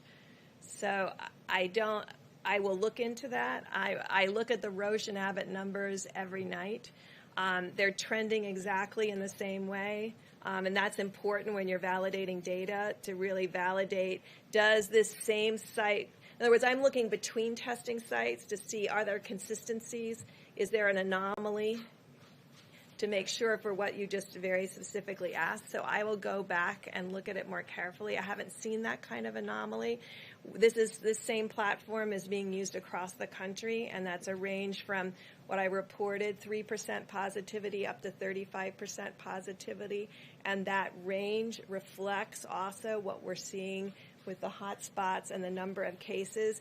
And frankly, I mean, we hate to talk about it, but it also tracks with the hospitalizations independent of diagnosis and the mortality that we're seeing. So all of those pieces validate together. That people might be getting a false sense of security, or that we might not be seeing all of the data here on who has it. Well, I'm telling you, I'm still missing 50% of the data from reporting. I have 660 tests reported in. We've done 1.3 million. So there is, and it could be those sites. So we do need to see the bill said you need to report. We're still not receiving 100% of the tests. First, with regard to the test, the president's sample collection took 1 minute. Results were reported back in 15 minutes. I realize you're the president of the United States, but when will everyone get to take a test that works that quickly and you get results that quickly? So these are new tests, and we have prioritized the groups that we think have the least access to testing now. And who do we mean by that? We mean the Indian Health Service. They're often in remote areas, rural areas, the governors of the northwestern states that may not have the advantage of these high throughput machines that are often across the East Coast and in high metro areas, Colorado, and then across the West Coast. So we've prioritized the presidential 15-minute test to the Indian Health Services and public health labs so that they can support nursing home testing and other areas where we think surveillance is absolutely key. So at this moment, they're prioritized in that way. Yes, 1,200 of them are going out in that way. More of those tests need to be made in order for They more are people. being made. Yeah. Okay, so in a matter of... They're moving very quickly. So I'm glad you asked that, because today there's 18,000 of these machines already out there. We're trying to find out exactly where everyone is, because you can see that gives you amazing flexibility. Because if people would allow it to be loaned to a state that's in a hot spot or a state where you want to do additional surveillance, 18,000 tests, 18,000 machines is a huge amount. And it really gets to your very question about how we can prioritize what we have at the same time we're moving out what is new. And so really figuring out who should those go to, who can we ask communities, because these will be in the community, to share those machines into the community who need the testing now. And I think that's really an incredible question that really needs to be answered over the next 24 hours. A point of clarity about the face covering guidance. You said it's still a point of debate. You said use the phrase the guidance if it comes out. Is the guidance coming out, and when? Yes. And when, sir? In the days ahead, we're currently working through the task force, taking into consultation advice, CDC, our top health experts, and we'll be bringing forward the guidance from the CDC in the next several days. Just remember, it's not a substitute for everything that we're asking people to do. And just to everybody out there across the country, when we say no gatherings of 10, we're looking at, we wanted to be clear, if you have a family of 10, we don't want you to be split up. But we don't expect people to be having dinner parties, cocktail parties. I mean, I know you've seen the slope in the United States versus the slope in Italy. And we have to change that slope. We have to change the logarithmic curve that we're on. We see country after country having done that. What it means in the United States is not everyone is doing it. So we're only as strong as every community, every county, every state, every American following the guidelines to a T. And I can tell by the curve, and as it is today, that not every American is following it. And so this is really a call to action. We see Spain, we see Italy, we see France, we see Germany, when we see others beginning to bend their curves. We can bend ours, but it means everybody has to take that same responsibility as Americans. Mr. President, can I have a quick follow-up on oil, please? In your conversations with Russia and Saudi Arabia, did you have to make any concessions to get them to agree to cut their production? No. Like, did you agree to cut U.S. production of oil? No, we didn't discuss that. They want to do that. It's good for their countries, and we did not discuss that now. And NBC News has learned that the Navy is set to fire the captain of the USS Theodore Roosevelt after he raised red flags about the COVID-19 outbreak on his ship. It appears as if he's being punished for trying to save the lives of the sailors in his command. No, I don't What's think your so at assessment? all, but we're going to wait a little while because I understand there's a news conference by the Secretary of Defense about that. But, I don't agree with that at all. Not at all, not even a little bit. Yeah? Thank you. This morning you said once again that New York got off to a late start and they should have pushed harder. But governors and other state leaders say they rely on the federal government to assess the situation and how risky it is. And they want to know, how would they have known to start sooner without your guidance? Well, they have experts, and frankly, long after we came out and talked about it, look, how would I have known to cut off China? I cut off China very early. And if I didn't, we would have a chart that you wouldn't believe. So how would I know to do that? How would I know to cut off Europe? I cut off Europe very early. I mean, you have to make a decision. People knew that some bad things were going on, and they got off to a late start. And some others got off to a late start also. But we cut off China. If we didn't cut off China, we would have been in some big trouble. And we cut it off. And you know what? We cut it off way early. Go ahead. Mr. President, to follow up on the insurance point in a separate question that came in from a colleague who can't be in the room. On the insurance point, is there going to roll call? Is there going to be an opportunity for insurance companies, if in fact hospitals are compensated for uncompensated care, are the insurance companies going to also get compensated for extraordinary expenses that they may have, or are they assuming that cost? So we haven't discussed it, but we're talking to them. Getting them not to pay copays in the case of the big ones was a tremendous thing. That's a lot of money they gave up. But we're discussing that with the insurance companies. We'll let you know. It'll be pretty quickly. Yeah, go ahead. I have a question on Japan, sir. They are expanding their entry ban to include the United States. Are you planning to take any similar action to ban Japanese nationals from coming to the U.S. as a result of this crisis? Well, we're looking at a lot of things and a lot of different bans. We have more bans than anybody. We had bans when bans weren't fashionable, if you remember, right at the beginning of this administration. It was for different reasons. But we've had bans long before people thought of bans. When I did China, it had never been done before. I was the first one to do it. Remember that. It had never, according to what I read in all the papers, this had never been done. This is a terrible thing to do. And 4 weeks later, they were all saying, we're lucky we did it. So we're looking at it. No, we heard that. And I think it's fine that they do that. They're trying to protect their country, and we have to protect our country. Yeah, please. Mr. President, I asked you yesterday about stay-at-home orders and if that decision should be left in the hands of governors or if you're considering telling the entire nation stay at home. Yeah. So just today, the Georgia's governor finally issued a stay-at-home order saying that individuals could have been infecting people before they ever felt bad, but we didn't know that until the last 24 hours. Is that ignorance, gross incompetence? He's a good governor, Brian Kemp. He's You've a been very having good. calls with these He's a governors. good governor, and he has to make his own decision on that. I let the states. I think we're about 85% positive on that. If you look, I think it's about 85% of the states have got to stay at home. Brian's a great governor. It's his decision. He made that decision. Ultimately, he decided to go along with it. And they're doing well. And the state's doing well in many respects. Yeah, go ahead, please. This is another question from a colleague who couldn't make it in today, from Emily Gooden at the Daily Mail.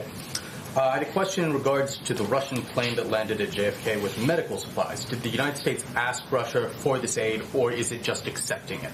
And we're accepting it. It was a very nice offer from President Putin. I spoke to him the other night, as I told you, and they had excess medical equipment, things, and I'll take it. I'll take it. I think it's very nice. We've had some from China. We also help other countries. We like doing that. Like I said before, if we have excess stuff, we let it go out. We let some go out where, frankly, they had orders for it, and I didn't want to stop orders. It was a very nice gesture on behalf of President Putin, and I could have said no thank you, or I could have said thank you. And it was a large plane of very high-quality medical supplies, and I said, I'll take it. Offering any further aid in your conversation? I think he would if we asked for it, but he was very nice. It was part of the call. He suggested, he said, we have it. It's additional. They have very big difficulties with this virus also, as you know, Russia. I thought it was a very nice gesture on behalf of President Putin. I could have said, no, I don't want it, or I could have said, I'll take it. And you know what I said? I'll take it. Except further aid? I think so, yeah. If they send things that we need, I'd take it. Sure. Nice gesture. Propaganda? No, I'm not concerned about Russian propaganda, not even a little bit. He offered a lot of medical, high-quality stuff that I accepted, and that may save a lot of lives. I'll take it every day. Please, in the back. You said that in January you tweeted that you stand with the people of Iran at the beginning of your presidency, and you'll continue to stand with the people of Iran, given the fact they're so hard hit with coronavirus. Oh, they're very hard hit.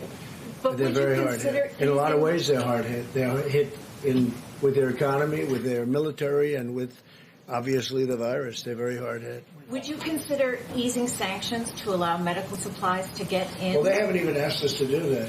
Okay? But we know that sanctions hit the people, not the government. You know what? They haven't even asked us to do that. If they want to meet, would love to meet and would love to settle the whole thing out, but I doubt they'll be. So realistically, how does a person in Tehran pick up the phone and call you? I think they love America. I think the Iranians love America. I think they'd love to be free. I think they'd love to have just some of the things that we have. You know, I remember Iran many years ago. Friends of mine were always in Iran. They were doing real estate deals in Iran. They were building beautiful buildings all over Iran, apartment houses. They were very successful. And then one day that came to an end. But you know what? The people of Iran, they remember that. It was a long time ago, but not so long ago. They remember it. And I'll tell you, they love America. They love what we stand for. And we're not looking for change. We're not looking for government takeover, government change. You know, this country's been through that many times. That doesn't work. People, would you encourage other countries who are maybe concerned about No, but what I running did, afoul what I did is, you know, I sanctions? put it out very publicly with respect to Iran. I said if they need help with respect to the virus, we'd love to send. We have the greatest medical professionals in the world. We'd love What to countries send are them you over. encouraging, perhaps, to lend their support? Because there are many countries that I'm feel not encouraging or discouraging. They've been a very hostile country. They made a deal that President Obama should have never made. It was a short-term deal, giving them $150 billion, giving them $1.8 billion in cash. Green, Your fill up this room 5 administration, times. Do you have a moral responsibility? No, nobody's even asking about it. I have a moral responsibility to help them if they ask. If they needed help, I would certainly consider The different United things. Nations says they need help. Well, that's up to the United Nations. I'm talking about us. And what happens is if they wanted help, because they have a very big case of virus, a very, very big case, one of the worst on earth, if you believe what you're reading, and I happen to believe what I see and what I know. And if they wanted help, we'd give them help. Yeah, you had one in the back, please. Mr. President, and a question for Jared too. You talk about a granular approach to receiving data from these different states and regions to try and figure out what they need. The President, you just enacted the DPA on ventilators and masks. Are there any signals from across the country that might indicate there are other things besides masks and ventilators that are slowly kind of rising in terms of need, like hand sanitizer, for instance? Sure. So the first issue that we've been dealing with was really the ventilators. That was the number 1, number 2, and number 3 from all the states.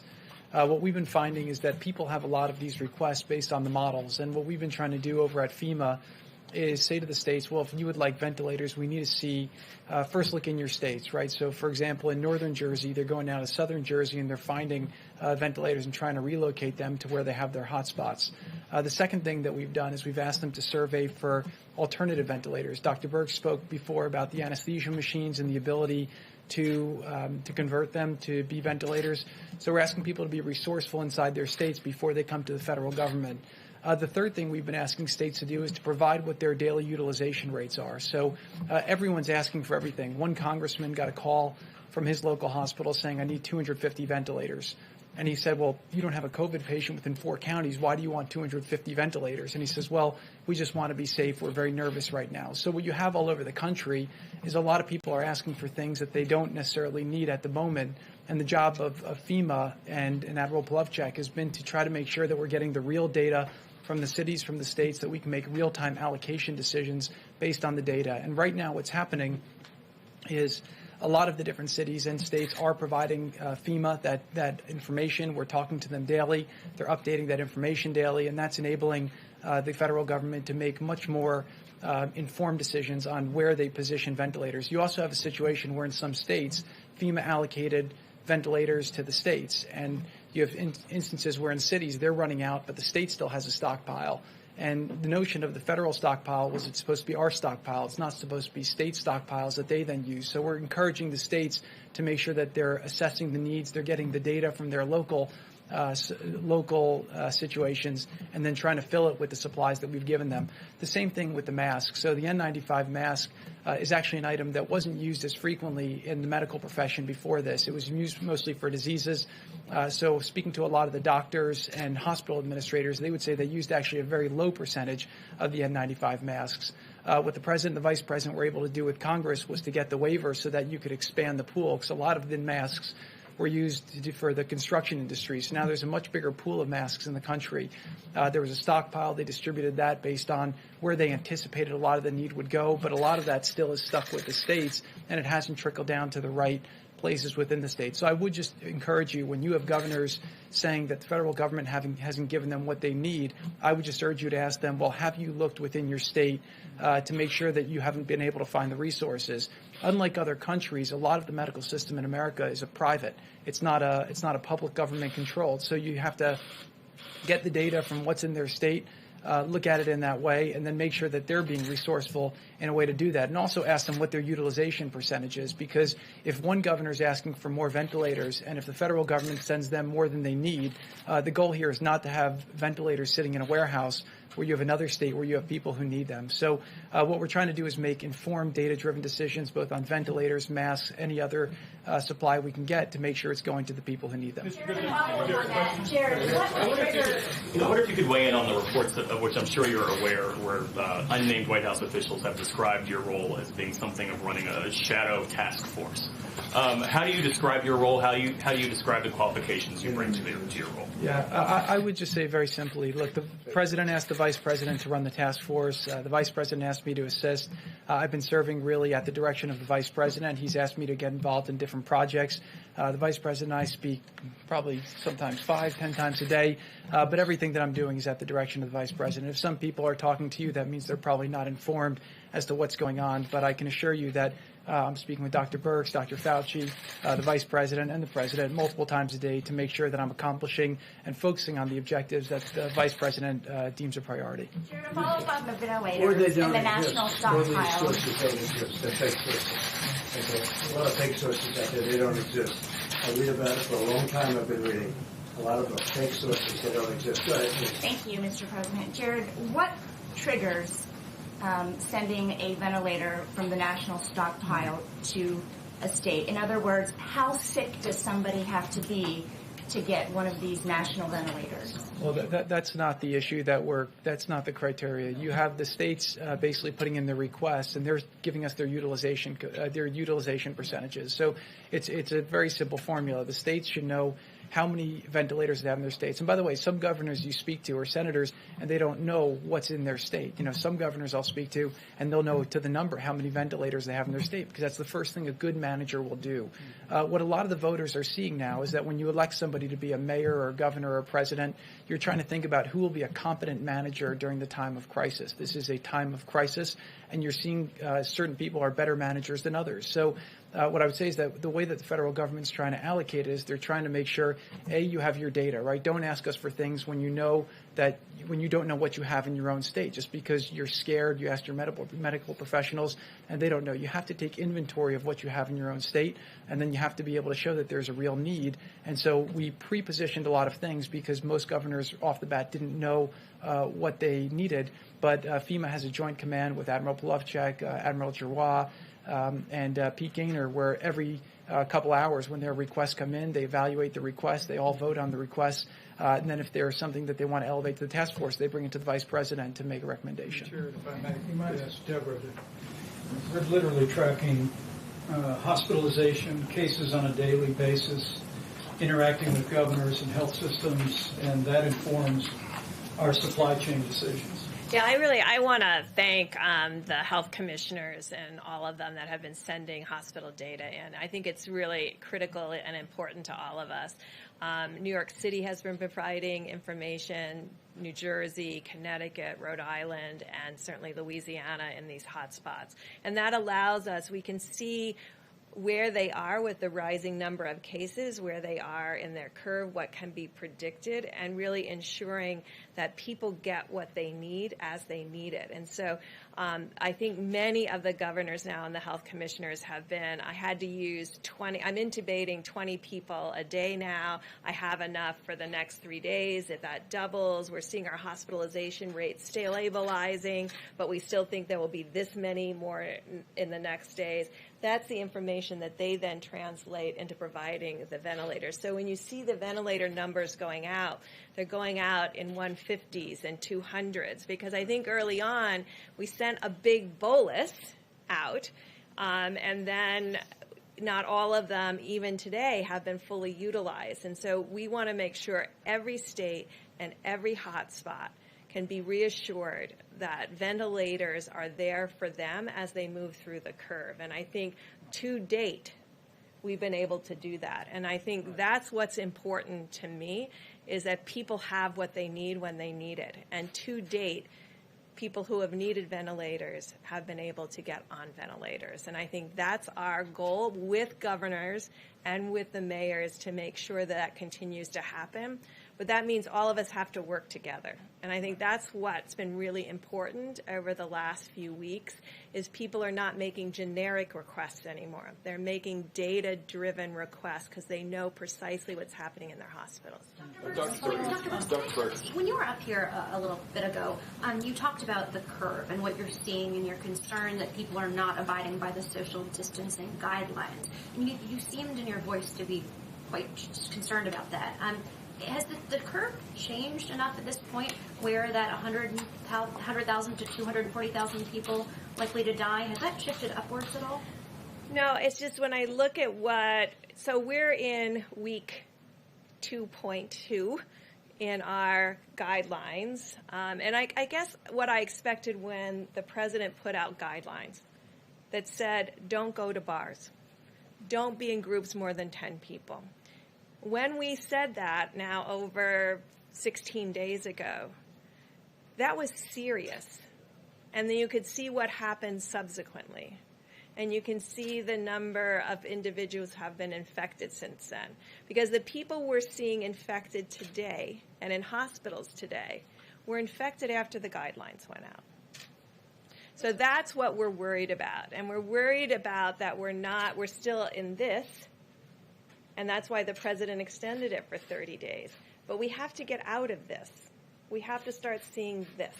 But Deborah, aren't you referring to just a few states? Because many of those states are dead flat. I mean, so yes, it's there hard are to get, states that are dead yeah. flat. But you know, every what changes the curve is a new Detroit, a new Chicago, a new New Orleans, a new Colorado.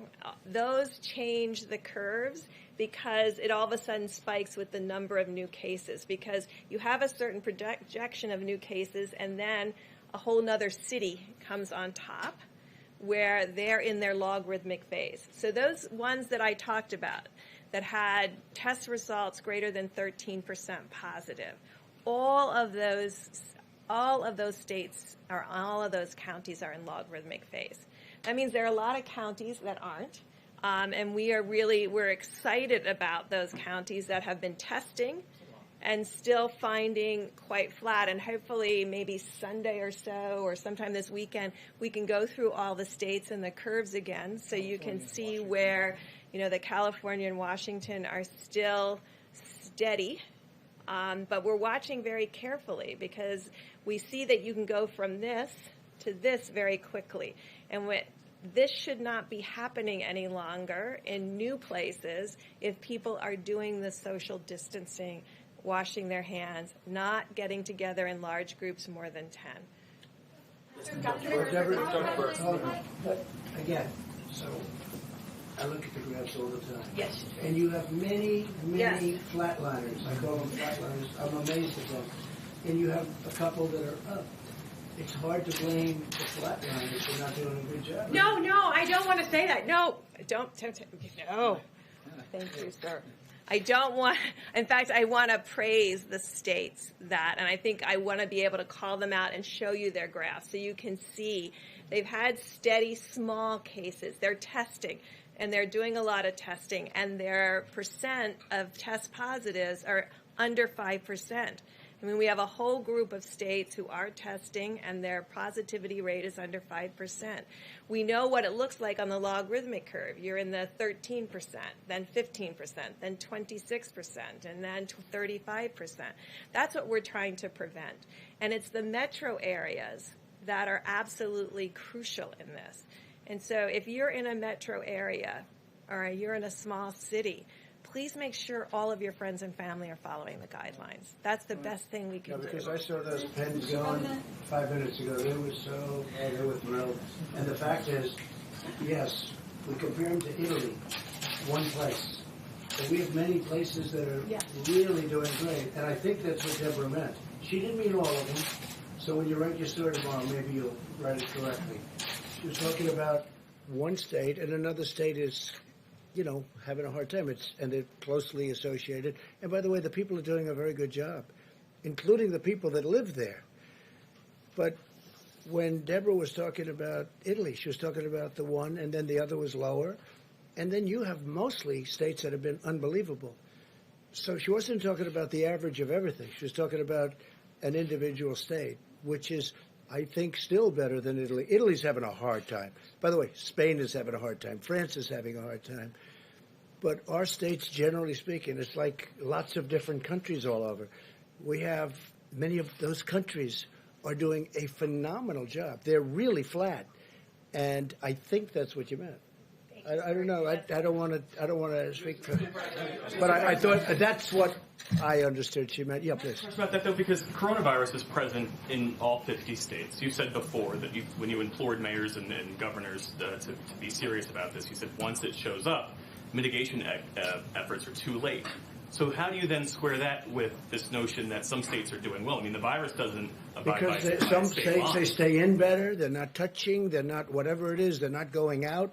They're not in groups, and some states are not probably as good, or for whatever reason, or they also live a lot closer. You know, New York is very dense, and, you know, California's pretty dense too, and they've got a very good record going so far. We hope it doesn't spike up, but it's very flat.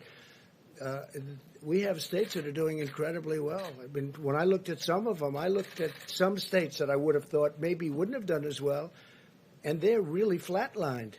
Hope they stay that way. Right. I hope they say that. Say it, Jim. Isn't that the point, that you want those states to stay flatlined? I want them. Yeah, that's what I'm saying. No. But when Deborah mentioned about Italy and our country, she wasn't referring to our country. She was referring to one state. She's encouraging people to do a better job of following these social distancing measures. That's what I'm understanding. Okay, so my understanding, I'm going to let her say it, but I think that everybody would have to be thrilled with the way most states are doing. Thrilled. The flatline states that have almost no bump. I mean, I would think. Now, then you have others where, for whatever reason, they're higher. That's different. But you can't condemn people living in a flatliner with people living in something where there's the big bump or the bigger bump, or more akin to Italy, where they have some very unique problems. In all fairness to Italy, they have some very unique problems. But if you'd like to come up and... So how many flatline do we have? And a lot of them. How many do we have? So why don't I bring you the whole deck again, and we'll divide out the states so you can see them, because you really have to see each state separately. That's why I started with, there are states where you've heard me talk about how concerned I was. These are states that before the guidelines went out or right after the guidelines went out. I mean, you can look at it. It's on the website if you go to the healthdata.org about when governors made clarity about closing their states as far as the social distancing, the washing of the hands, the bars, the doing takeout. And you can line that up with the presidential guidelines. And not all states, when the presidential guidelines came out, immediately followed the presidential guidelines. Not all states did. There are states that also may have gotten many more seeds from outside communities. That certainly is one of the issues that New York and New Jersey, Connecticut, and Rhode Island are facing. The virus came in from multiple places into those states. It was undetected early on, and they have a very logarithmic curve. What I'm saying is even one of those curves in one county, in one city, is one curve too many. So I am passionate about everyone following the guidelines because of the outlier curves. Maybe that was a better way of putting it. The outlier curves in specific counties is to make sure that doesn't happen anywhere else. So would you feel better if every state did a stay-at-home order? I think most of the states have done that. I think one death from this is one death too many. I mean, I come out of epidemics and pandemics. We know what to do. I know we don't have a vaccine. And I know we don't have a therapeutic, but we know what can be done, and others are doing it, and most of the people in the United States are doing it. It's our communities, it's every American that has to make these changes, and I know they're really hard, and I know it's hard to remember. I mean, I have to say to myself every day, because I'm around very important people, to never touch anything. And I'm just paranoid now about touching things. I'm sure you all are too. I mean, we've gotten to the place where we don't go to your places on Pebble Beach. We go to the one that's open aired because, I mean, you're trying to protect your reporters. I mean, I understand that. We're all trying to protect each other, and we all have to adapt to this new reality that we're in right now. And I believe everybody is trying really hard, and I'm just asking them to try really, really hard for these next 28 days because they will make a tremendous difference. We see that evidence. And so it's like having a vaccine or a therapeutic because we know what works, and we're asking everybody to apply what works. And I know it takes amazing attention to detail because, the minute you forget or do something, you're like, oh, my gosh, I should have never done that. And that's the level of attention it takes. Covering our faces could help us do So that. I just want to say, look, many states have started low and slow, and then they stayed at a good level. Some really stayed at a great level. Louisiana is an example. It was low and slow, and they were looking great. I was watching it because, it's a kind of a place people go to with Mardi Gras, which sort of is an interesting point. Because after Mardi Gras, it was low, and then all of a sudden it went up very rapidly, and now it's one of our true hot spots, right? certain areas of Michigan, Detroit, looked like it was doing pretty good, and then all of a sudden it went up. So you have that too. But I'll tell you what, we have states that have been really incredible in the fact that they have kept so low. They have not. You haven't seen the bump, and I hope you don't. I hope you don't. And you have a couple that, for a lot of different reasons, and that's not to blame anybody, but they are at a higher level. But very few. I think, Deborah, I mean, I may say, I think most people have actually followed the presidential, you can call them whatever you want. I would never use the word dictates, because if I used that word, I would be in such trouble. In fact, you'll put me in trouble just that I even mentioned the thought of it, okay? But we make a recommendation, and I think they've done a good job. Maybe they started a little later, but maybe they're also more difficult states. But we've done, I think, on average, really phenomenally. As a country, I think we've done phenomenally. Because when you looked at that graph the other day, I don't know if you saw it, I assume you saw it, everybody in the world saw it, but you look at all those lines on the bottom, one color after another, all different, representing different states, it's all crowded at the bottom. And then you had two that were up, but you had, I don't know, almost every one of them was down low, very low. So there were a lot of people listening, and I just did want to clear, because I don't need headlines tomorrow, neither does the country, because I don't want this country working so hard and then have press that is, in this case, maybe misinterpret something. Because I might have, when I heard it, I was surprised at first too, but I understood what Deborah meant. But I think it's very important, because I think it's very important for you to be accurate. One other thing, just a quick thing. So what I found is when governors call me, I mean, I think in every case they've always been so nice. So nice. And I've seen them and heard them say, thank you very much. You have done a great job, a fantastic job in one case. Thank you, thank you, thank you. Then I'll see the governor, usually of the opposite party, in almost all cases, except maybe one. But in almost all cases, they're very generous, they're very nice, they thank me, everything's great, we're doing a great job. And then I'll see them on television, and it's like a different person. And I realize there are some people, because of politics, that if they say, we want 1,000 ventilators, and I'll say, no, Jim, I want to give you 5,000 ventilators. They'll say, thank you, you are the greatest president that's ever lived. And then I'll see them quoted in a paper or see them on a show, and they'll say, the president didn't come through for me. I'm very disappointed in the president. And we have a lot of that. They're very happy when they talk to me, then I see them. But there are some people, if they asked for 500 of something, and if I gave them 5,000, they will say, you'll say, how's the president doing? Well, we don't like the job. To my face, they're very nice. But then sometimes, I guess they assume I don't watch them or something, but I watch very closely. Yeah, please. Mr. President, one especially vulnerable population is the prison population, and that's especially with Jared here. I wondered if you could address what the federal government is doing to protect Well, it's inmates. vulnerable and that it's close together, really. I can't tell you about age, but a lot of young people in prison. Some people, some states, I have not done that at all, but some states are letting people out of prison. Some people are getting out that are very serious criminals in some states, and I don't like that. I don't like it. But it's a city or state thing in certain cases, as you know. I think maybe Philadelphia comes to mind. So we'll see. Have to see what's going on. And we don't like it. The people don't like it. And we're looking in to see if I have the right to stop it in some cases. Okay? Mr. President, 6.6 million Americans filed for unemployment last week. We haven't heard you talk a lot today about what they're going through. So, I think what's your message to them? I think it's terrible. So look, 4 weeks ago, we had the greatest economy in the history of the world, the greatest in the world, greatest in the history of the world. We had the most jobs ever in the history of the United States, almost 160 million jobs, right? And then one day, I get a call from Deborah, who's fantastic, and from Dr. Fauci.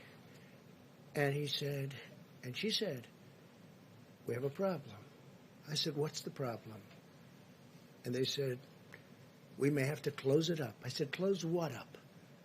They said, close up the country. I said, what's that all about?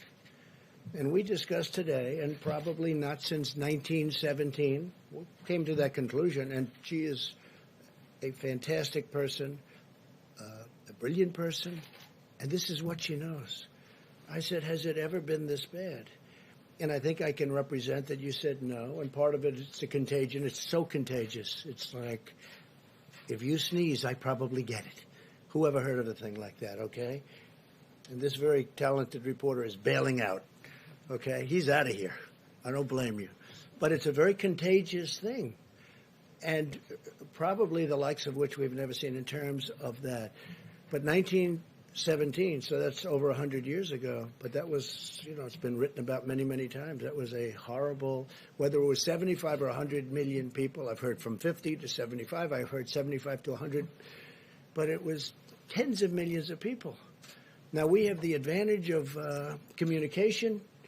This could have been just as bad. I mean, here we can read on the internet, we can see what to do, we can have these meetings, they can watch on television, which they do. A lot of people are watching. A lot of people are watching, and they say, gee, social distancing. But in 1917, they didn't have that option. They didn't know what to do. They just noticed people were dying all over the place. Think of it, 75 to 100 million people died. A lot of people in this country died. To me, it's a great question. How come more people didn't die in this country? And they say it actually started in this country and went to Europe. I mean, we lost a lot of people, but relatively we lost very few compared to Europe.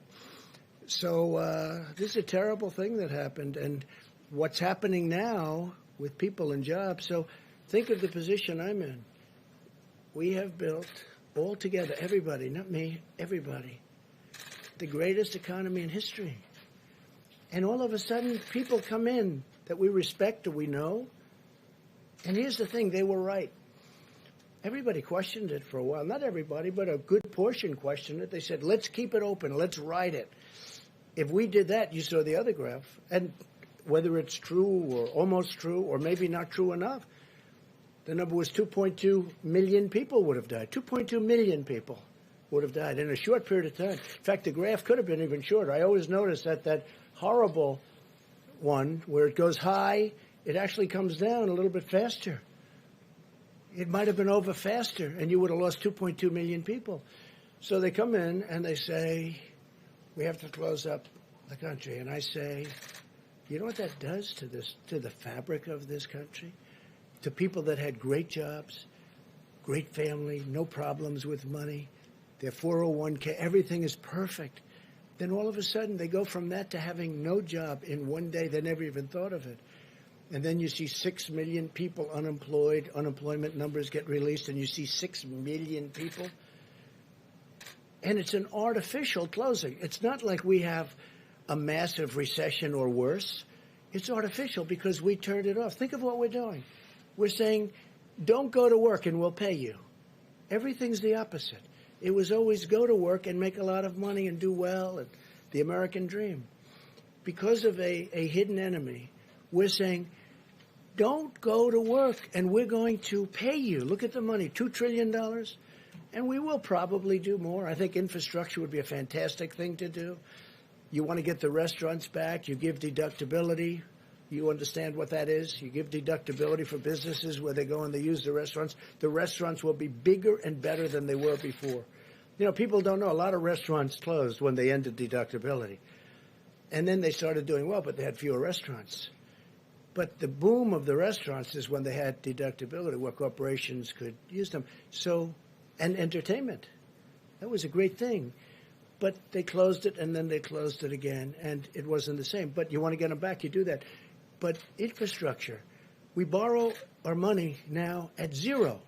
If we were paying 5%, 4%, 3%, it's a different ballgame. We're borrowing. We can borrow long-term for zero, literally zero. You know that, because we're considered the safe investment all over the world. They want money in the United States. That's where they want the money. So I know better than anybody. I know what they're going through, and it's horrible. But you know what I want to do? I want to be able to get them back fast. When this is over, it's going to be a day we're going to celebrate because everyone's going to go to work, and I think we're going to have boom times. I think it's going to be great. And we've learned a lot. We've learned about borders.